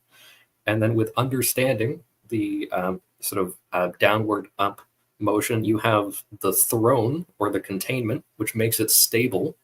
You could kind of take that from establish. And then with the knowledge or the union of these two, it is filled, or you could say spread or sprouted, is some of those words kind of come there. And I wanted to point out as well in this, with the two intersecting axes there, with the diagram that's kind of the plus inside of the square, that when you intersect the two axes, you're also getting 4 points at this point, which kind of come out there. I think Sally Jo has previously done a thing where she's like, ripped a paper and then put it over and then ripped it again. It's like, well, you did 2 rips, but now you have 4 objects. So you're seeing this kind of multiplying there. And then just a quick comment on the East and West thing and how it's kind of perhaps irrelevant to try to reconcile them because they're the two views of the same thing in the same way as the stumbling stone and the foundation stone. I just wanted to point out from an embodied perspective that the solar cyclicality comes up in the East and then goes down in the West. So I'm kind of also saying that it's kind of like a seed descending. So the seed sort of descends on the West, and then we have more kind of tree intuitions, whereas the kind of rising up in the East is a lot more abstract.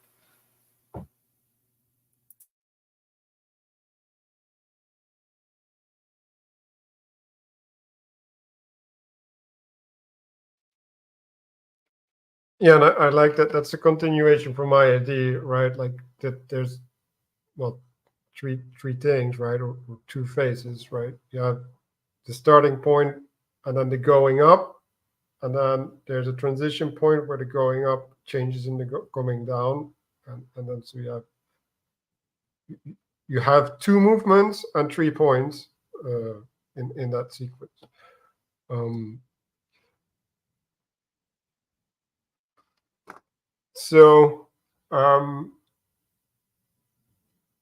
Yeah, about the tree and staying true. Well, you have the sunflower, for example, right? And the sunflower follows the sun. And so there's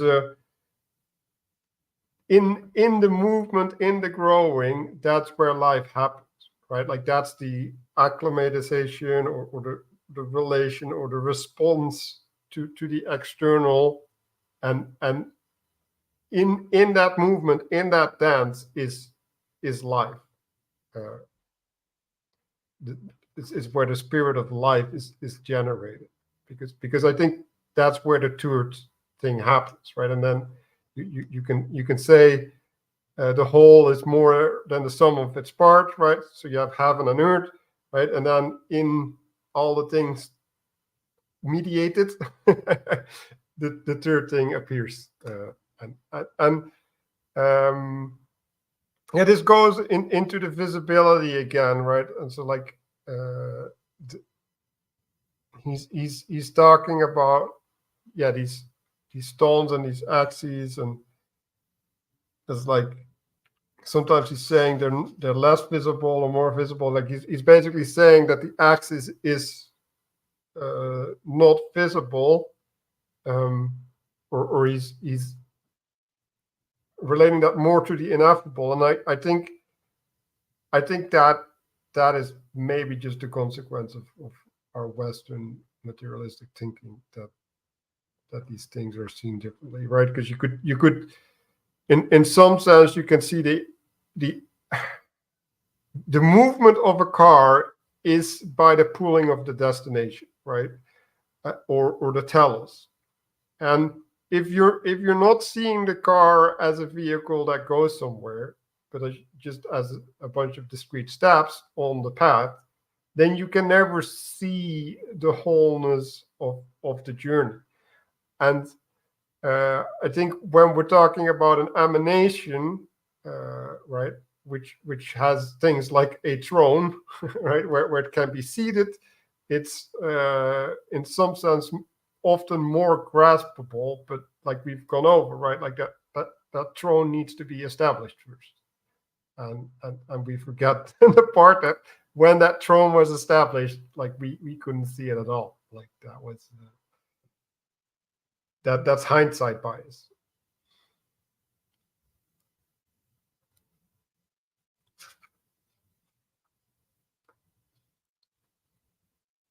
I had only one other thing to add to this chapter, and I was wondering, Manuel, if you wouldn't mind bringing up the one slide that I had sent about the base isolation and helpful remainders.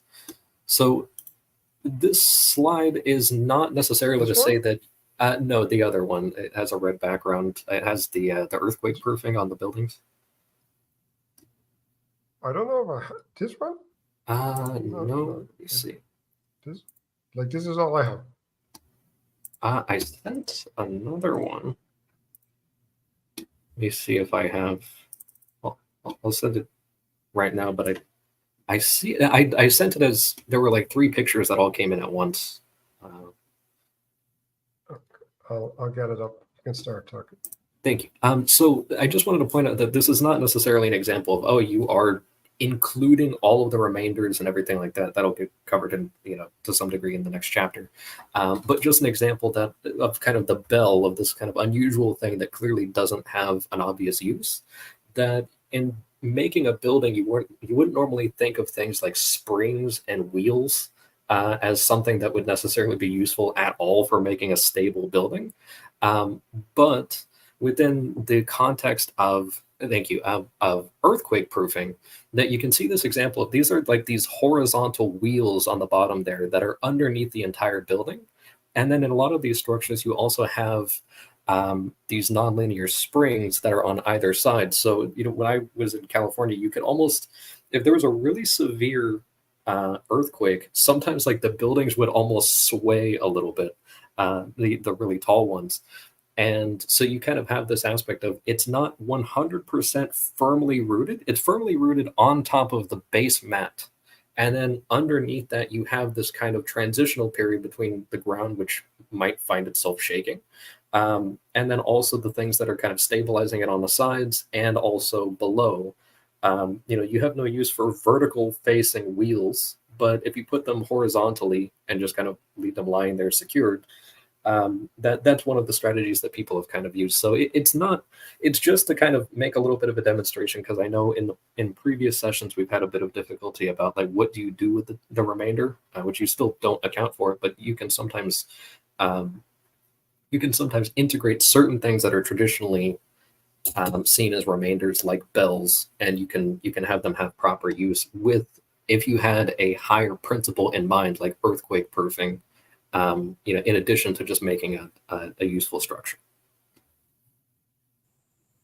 Yeah, and I just want to sort of point out something. I think that the way Matthieu lays this out, the so-called remainder is not unaccounted for at all. It's accounted for in creation. And again, this is the missing emanation, made explicit. That in one way, there's no such thing as a remainder, right? Because it's all part of creation. So it's not a remainder, it's part of creation that you can't include in a way. It's still included because you're not the thing doing the including, right? You're in a creation, like you're embedded in something, you were born into something. So everything that's here is part of creation, period. There's no remainders in creation, right? But there are remainders in things that we sort of build within creation. And that's why we have hierarchy. Some things are not part of the hierarchy. That's true. That's not necessarily a problem. The hierarchy can't account for all things. That's true. That's the Tower of Babel, right? When you do something like condescend, you're not going outside the hierarchy. You're coming down the hierarchy to help someone in the hierarchy to be better. So condescension is not a negative thing at all. Like condescension is a great gift, actually. People feel condescended to when they feel like they're not being spoken to, we'll say appropriately, but that's not even necessarily on purpose, right? A lot of times people don't know the language that you have and the language that you don't have. And so, Marie Antoinette famously said, let them eat cake. Why? Because she had cake all over the place. She had enough cake to feed all the people outside Versailles. That wasn't a problem for her. And that was used against her to say, see, she doesn't care about you. You want bread. And she says, let them eat cake. Yeah, she doesn't understand the difference between bread and cake because she doesn't eat bread. She's just got all these nice cakes. Why would you eat bread? Fair enough, right? But it was used as a bad thing, right? And that was technically a lack of condescension. She should have said, let's get them some bread. Obviously, that's what she meant, right? But she didn't have the language for that. She wasn't able to condescend. And that's actually what caused the problem. But they cast it as condescension, but it's quite the opposite, in fact. And that is this. It's a similar thing here, where we're using the word remainder, right? But the remainder is relative to a structure, and structures cannot and should not include everything. That would be bad.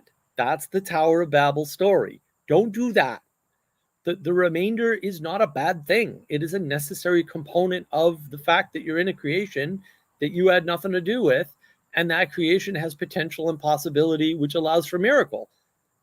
And you're not going to get that if you put everything in one structure. Then all the miracles gone, all the certainty becomes the rule of the day, and all potential and possibility vanishes immediately. Don't do that. That's all. Just don't make that mistake. Accept that there are remainders, and there's nothing wrong with that. And some people can't be included because they can't be included, and most people can't be included because they won't. And it's their own damn fault. And like, that's just too bad for them. It's not also, their responsibility. Also, sometimes when you include something, maybe we'll get into that into the next chapter, actually, right? So you have purity and then mixture, right? And if you include something that doesn't cohere to the identity, you break the identity of both the thing that's outside that's trying to be integrated and the thing that is integrating it in itself, right? And we see that with migration now, right? Like everybody's seeing that, like there was an identity, whatever that was, like, and nobody knows it, and everybody's arguing, well, the identity was this or that, but it doesn't matter. Like, there was something, and now there's something else, and it doesn't have the cohesion that the previous thing had. And so there's a disintegration. There's a integration of the thing that cannot be digested and integrated, and therefore the whole identity is falling apart, because now communion is no longer possible, right?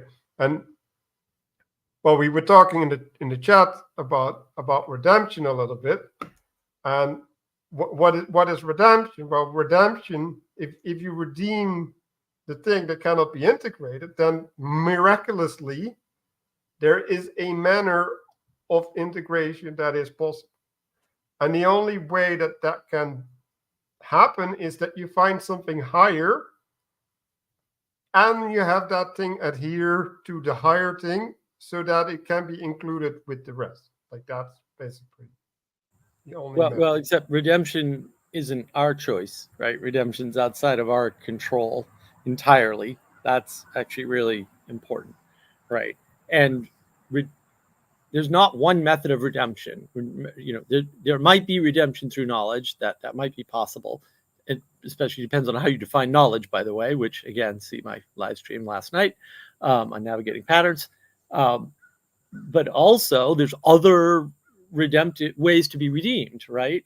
And again, it's not up to us. It's not even up to our actions. Our actions are about confession and repentance. The redemption is completely outside of, we'll say, material or earthly control, and it's strictly the ethereal realm. It has nothing to do with you in the here and now. You have no control over it, which is not to say that you shouldn't open the door for it, right? Because again, if you don't confess and repent, the redemption's a lot longer road in some sense for you, or for whoever needs the redemption. And that's actually really important to recognize, because when we try to make this ours, then we just screw everything up, because it's not, you can't redeem people. That you can't do that, and they can't redeem themselves. That also doesn't happen. I know we talk about that, but we use that in the language, but that's actually not what's happening. There's a lot more going on, and all the redemption is an emanation from above and outside. It's not a function of something internal to you or something immediately around you.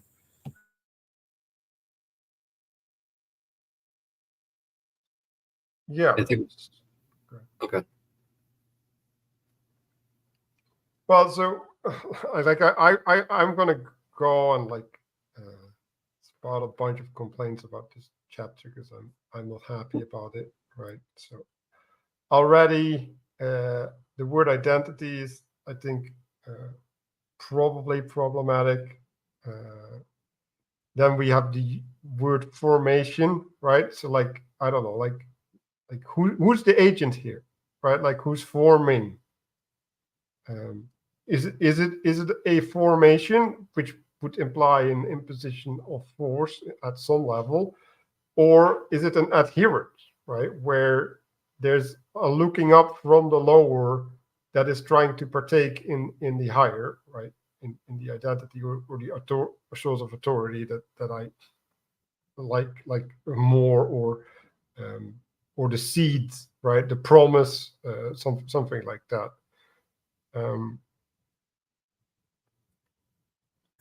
Well, I think Manuel, I mean, the quote at the top of the chapter answers the question of who's doing the forming.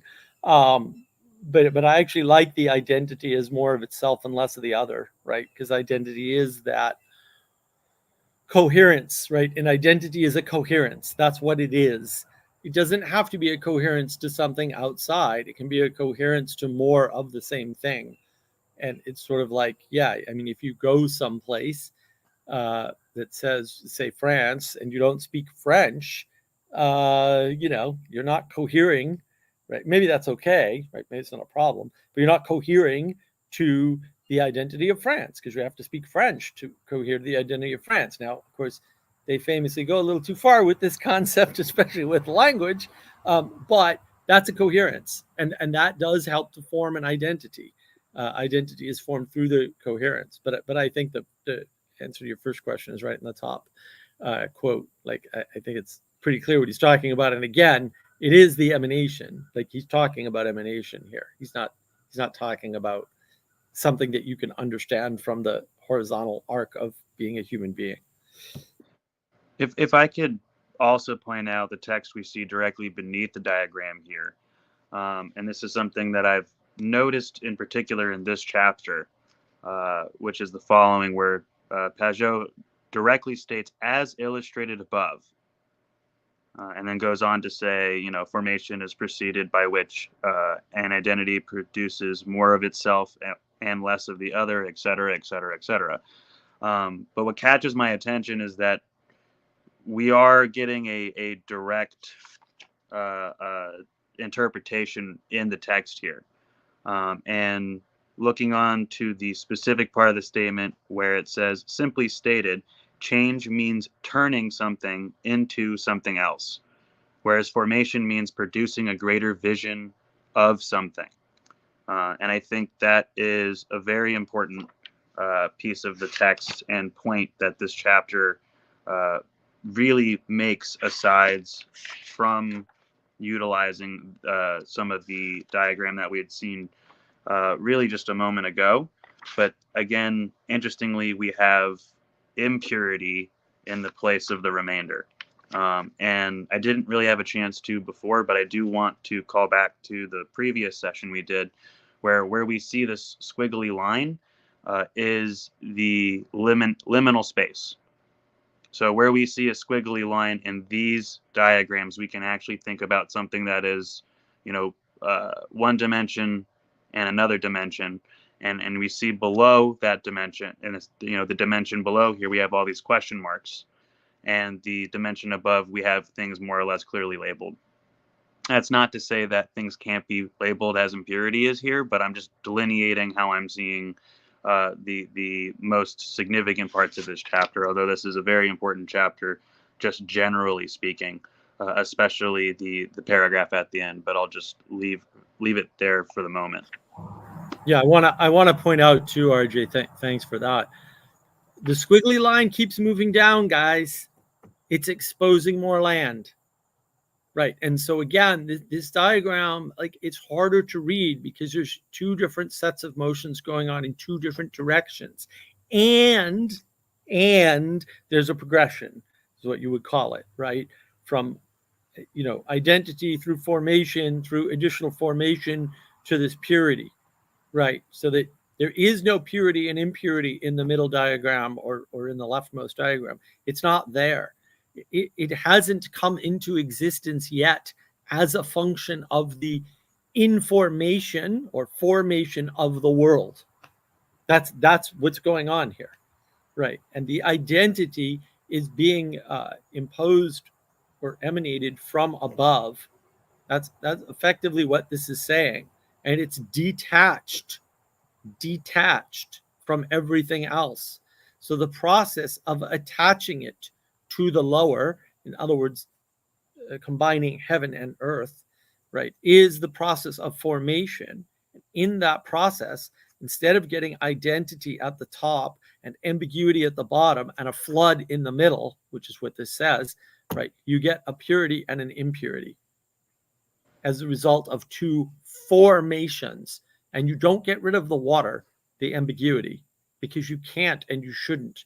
And there's still the possibility for uncertainty and miracle. That's why you have that there. So I just wanted to, this particular diagram for me is just, I think people don't see all the stuff in it. There's a lot of stuff in the diagrams. And I think it's really hard to see because we see diagrams as these flat representations of things. And that's not what most diagrams are. And no good diagrams are flat representations of things. So I can make sense out of this diagram in the sense of like we have an army, right? And then there's an identity, an order, a formation that's given.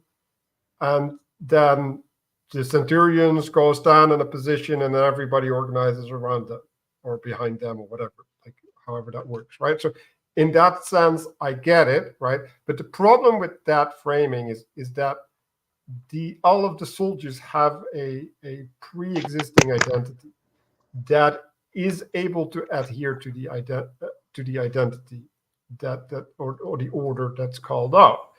No, well, they have a place within the hierarchy.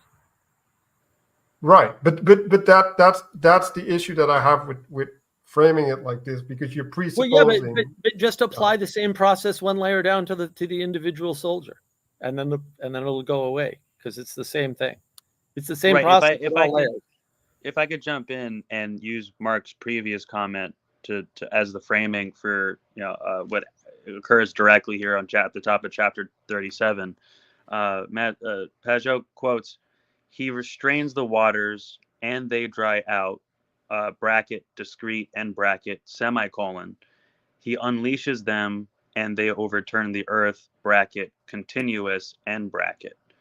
So the receding of the waters and the I guess establishment of the land, as far as looking at this diagram at that level, I think is actually important. Some of these diagrams we'll run into, not to say that I don't see and the part of the landscape that I understand Manuel to be pointing out as being overlooked, but in order to get the reader from here to there, that overlooking occurs, and it's perhaps to get to this beginning of chapter 37, which is where I was mentioning that 36 and 37 are really important to be seen together.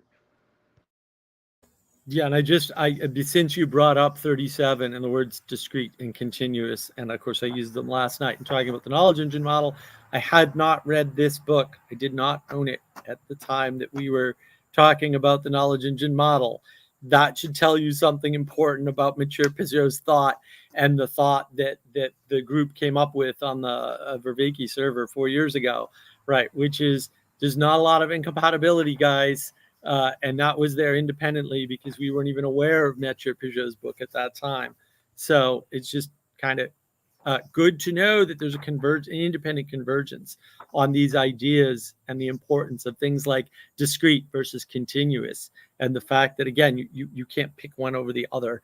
And this book is very explicitly about picking the discrete over the continuous, because that is the scientific process. And that is a scientific project, and that is the scientism, technically scientism, which I know is an abomination to the universe for sure. That's what we're going through. We're going through the scientism. We're going through the discretization of the world. We're carving everything up and trying to fit it into one thing, right? Tower of Babel problem. That's what we're doing. And because we're not accounting for the continuous, because you can't look at that scientifically.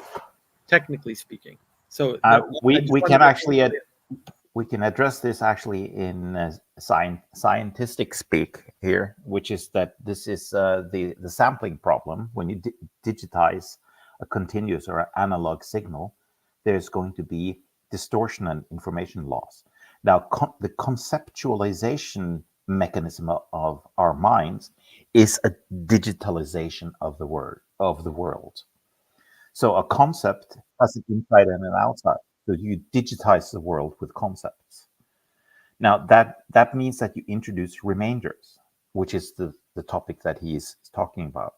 So when he's talking about a principle or a structure that has remainder, it is a digitalization he's talking about, and the problem surrounding that. I would add a little nuance to that, John. I'm not really pushing back per se, but when we talk about things, that happens, right? We do this discretization because propositions do that, but we don't do that. This is McGilchrist's point, which is also in our knowledge engine model under continuous. We have the complete capability to think continuously. That's intuitive knowledge in our model. There's no problem with that. The problem is if we try to communicate that at all in words, we're screwed, because propositions are very discrete things, unfortunately, and not all. And that's sort of where poetry comes in, right? Poetry is that sense when you engage with proper poetry, not AI poetry, which is not poetry at all, by the way. And you can tell the difference if you know, you know.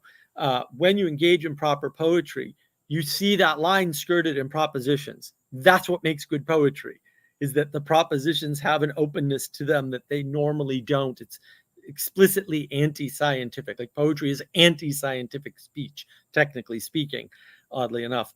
And that's actually important to realize. And that's why, purity is propositionalization, digitalization, discretization, and mixture is that continuous churning, right? And that's part of the difference. Again, don't one for one map those, but like that, it's right there at the top of 36 and 37. Like it's not, I'm not making anything up. It's right here in this book that I absolutely had no access to. None of us had the book back when we did the knowledge engine model. That came later. So it's just, it's more, this is how the world works. And again, McGilchrist mirrors most of this, albeit with slightly different language and maybe a few things that I might call errors. But this is all kind of everywhere in the thought now that people are looking in this direction. And I think it's important, two things, right? It's like, are you relating to your thoughts in words?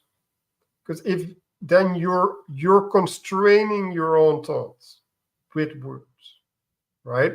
And it's even true when you're speaking with people. Like, are you listening to their words or are you listening to their spirit? Because you can listen to their spirit and just ignore the words.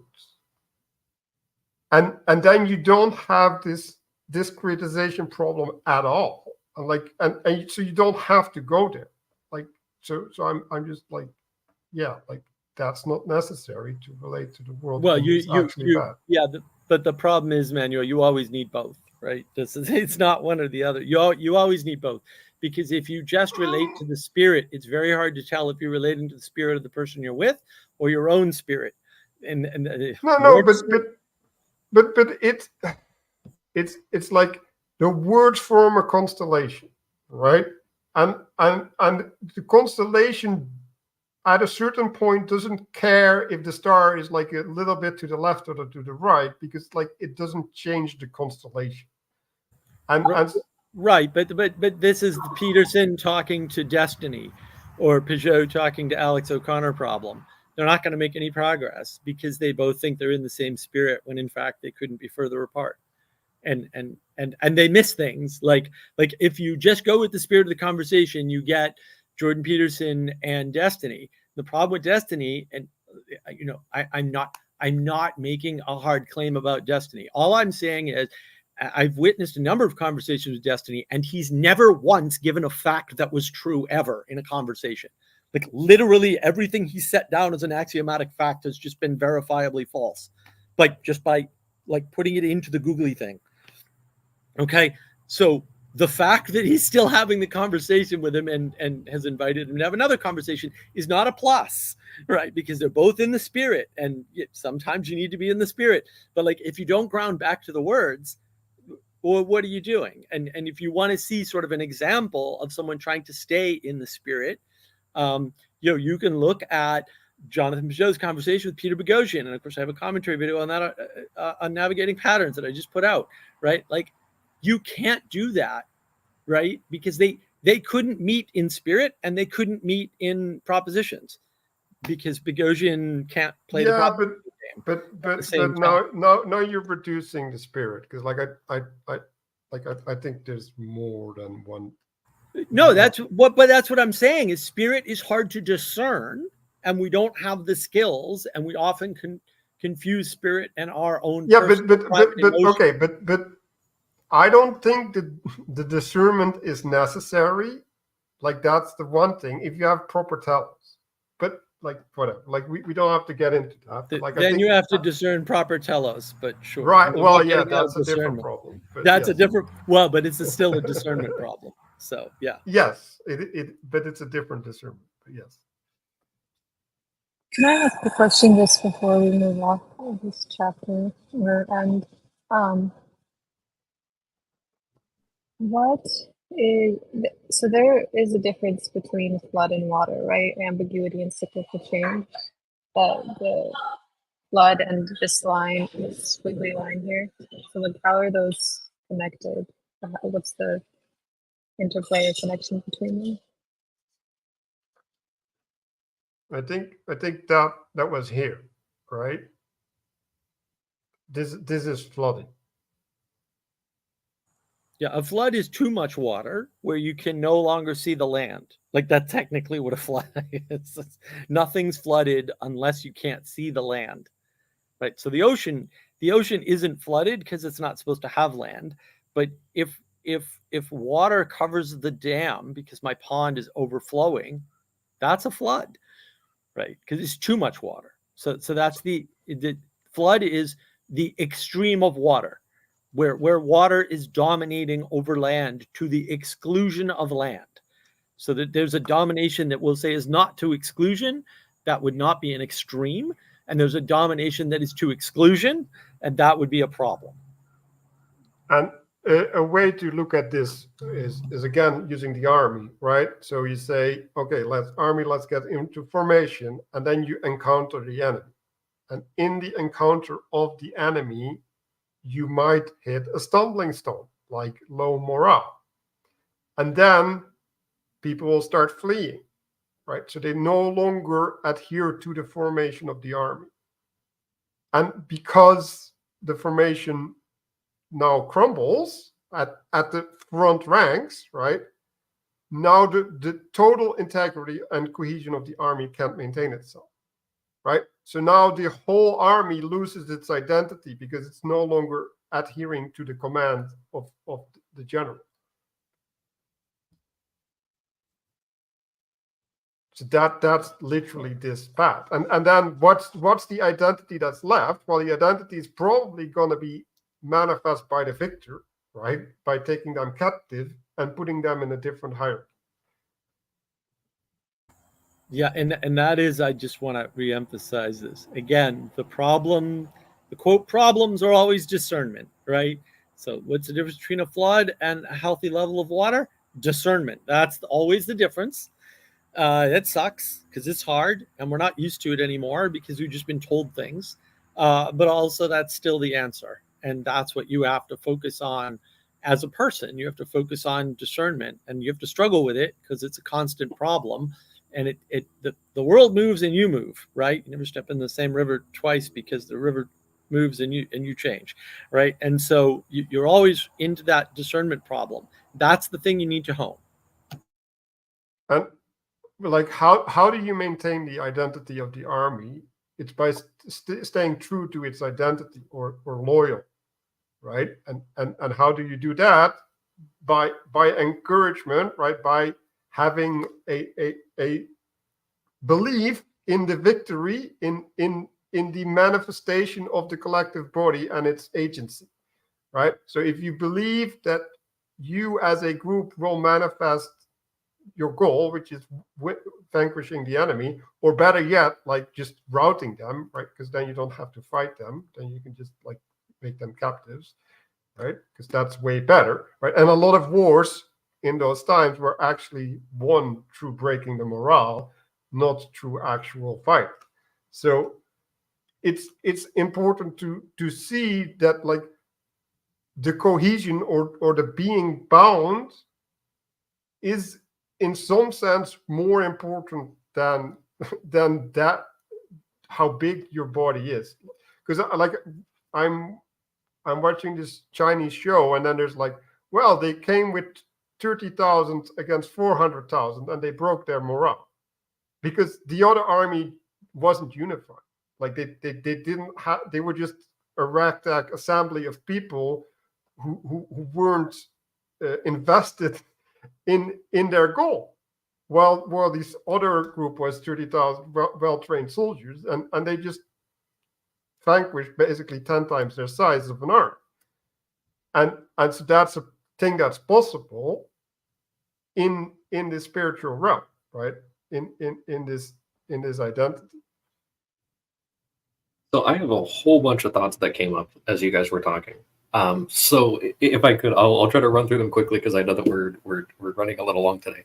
But just, and I'll kind of go back. I'll go a little backwards in the things that I heard. So as far as because I'd like to kind of go back to this kind of the stretching out the heavens and the kind of receding of the waters a bit, as we're kind of seeing, in this diagram, everything returning back to disintegration in this diagram. But the sort of the creation of the expanse and kind of increasing that space within the concept of the army, especially if they're at battle, that it starts to become that the body becomes disunified and it lacks form. So some ways that you might either increase the form is somebody high in the leadership or high status individual in the hierarchy might have a battle cry or a speech or raise banners or something like that. You think of like William Wallace going and rallying the troops and everything like that. And also with respect to a smaller force that has less body that winds up routing a much larger one, I think of like Napoleon using cannons. Like the cannons didn't actually have to hit anything, but the ridiculously loud cannon compared to the near silent archers of the opposition, they're going to be facing down enormous flashes of light and smoke and booms and everything like that. And just by being demoralized by that, you can just go in and just stick them with your sword, and that's not too much of a problem. And I like the idea of you wind up getting overrun by too much mixture, this sort of, more of the other and less of yourself. But if within a proper hierarchy, you wind up getting that necessary integration at the proper place. So I'm thinking, and I like, Mark, you pointed out the, sort of receding water there. So the heavens are getting stretched down, the spirit is kind of expanding. And it recalled to mind something I read in the Acts of the Apostles with respect to this kind of increasing body. So I was thinking about, St. Peter has this vision of, he sees a bunch of unclean or non-kosher animals descending from heaven, and it happens 3 times, and he's told, kill and eat. And he sees this vision, and he refuses it at first. And he says, these are unclean. I've never eaten unclean things. Or, you see all these strange animals, but the identities of those strange animals are descending from heaven. That's being kind of stretched downwards to him, and he's recognizing these identities, and he hears that, and when he reconvenes with the rest of the apostles, he understood immediately that it meant to integrate the Gentiles. And like not only that, but speaking of, Manuel brought up the centurion. There was actually a centurion in that story that was specifically looking to speak to St. Peter right before St. Peter received that vision. So this is kind of, okay, you now it's appropriate to integrate. The heavens have been sufficiently stretched downwards, and now you can start increasing body. And I think we're seeing that very much here in this set of diagrams. And of course, it doesn't mean eat every single thing that exists, at least at this particular point. But now the scope of things has now multiplied greatly. Yeah, I like that, right? Like, because how do you even see that as an option? Well, that means that the foundation has been laid. And you're like, oh, no, there's space. Now there's a space for these people. That wasn't there before.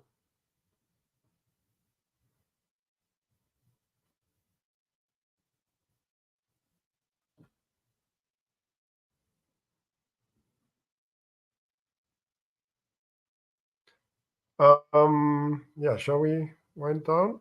We've been going for a while. So Gaslat had amazing things prepared, and he's gonna have to wait another week. That's okay. I might ask for your feedback after this. Maybe I could improve it because I can make changes on the fly. Yes. Yeah,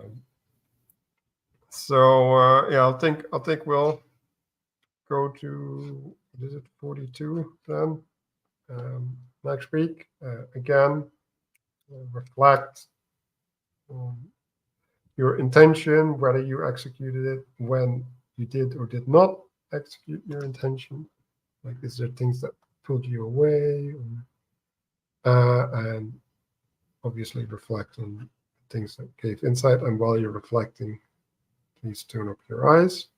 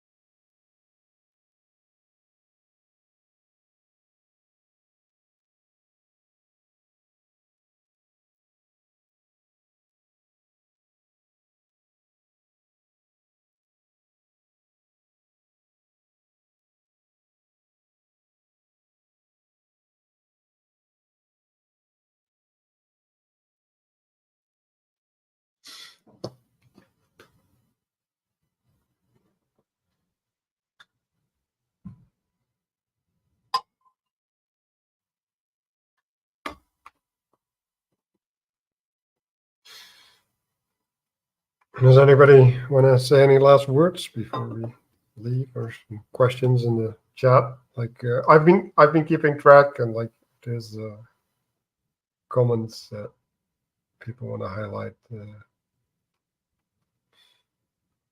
Just to respond to the last thing Castle Adams said, and that vision that Paul had to do with eating an unclean animal, right? Paul was previously the chief Pharisee or whatever, right? This one was Peter. Oh, Peter. Yeah, Paul okay. did have another vision, but Peter was the one that had the vision. Oh yeah, interesting. Oh, my bad. So, well, that's interesting. What I was going to say was that, so Paul, he was hungry, and then he has a vision to eat the unclean animal. That's when the line, "Let nothing God calls clean be called unclean," and so the centurion was a Gentile. Yeah. Oh wait, no, this was Peter. My bad. Yeah, this was the one with Peter. And then, but basically, and then they talk about how like the Jews and the Gentiles are now one part of the same body. So there used to be the two groups, right? The Jews and the Gentiles, and now it was this big, what's the word in the book called? Not stumbling stone. Anyway, it was a big scandal. It was a big scandal. Like now, right, there was a wall outside the temple where prevented the Gentiles from coming in, and now Paul's big. The reason why Paul was in jail was because his ministry was to the Gentiles, right? Mm-hmm. And so they put him in jail because that was blasphemy. And so, the interesting thing here is there's obviously, connections to these chapters here. I want to support what you just said, because even though it was Peter who had the vision, so he's at the top of the hierarchy among the apostles, and he's receiving the vision.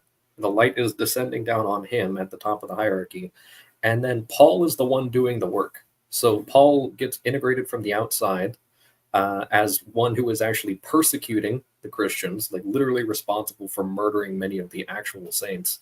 And then he, as one who was on the inside, a Pharisee, who's very much insider Jewish official, that he winds up being the one that gets sent out to the Gentiles. So there's this kind of flipping that winds up happening there. And it's also in cooperation and union with Peter. So they eventually wind up, there's some disagreement with Paul's integration, because he was literally trying to kill them for years, and then they eventually wind up accepting him and realizing, okay, he had a vision too, and that completely changed him. And then he goes and he winds up performing the work that descended down on Peter.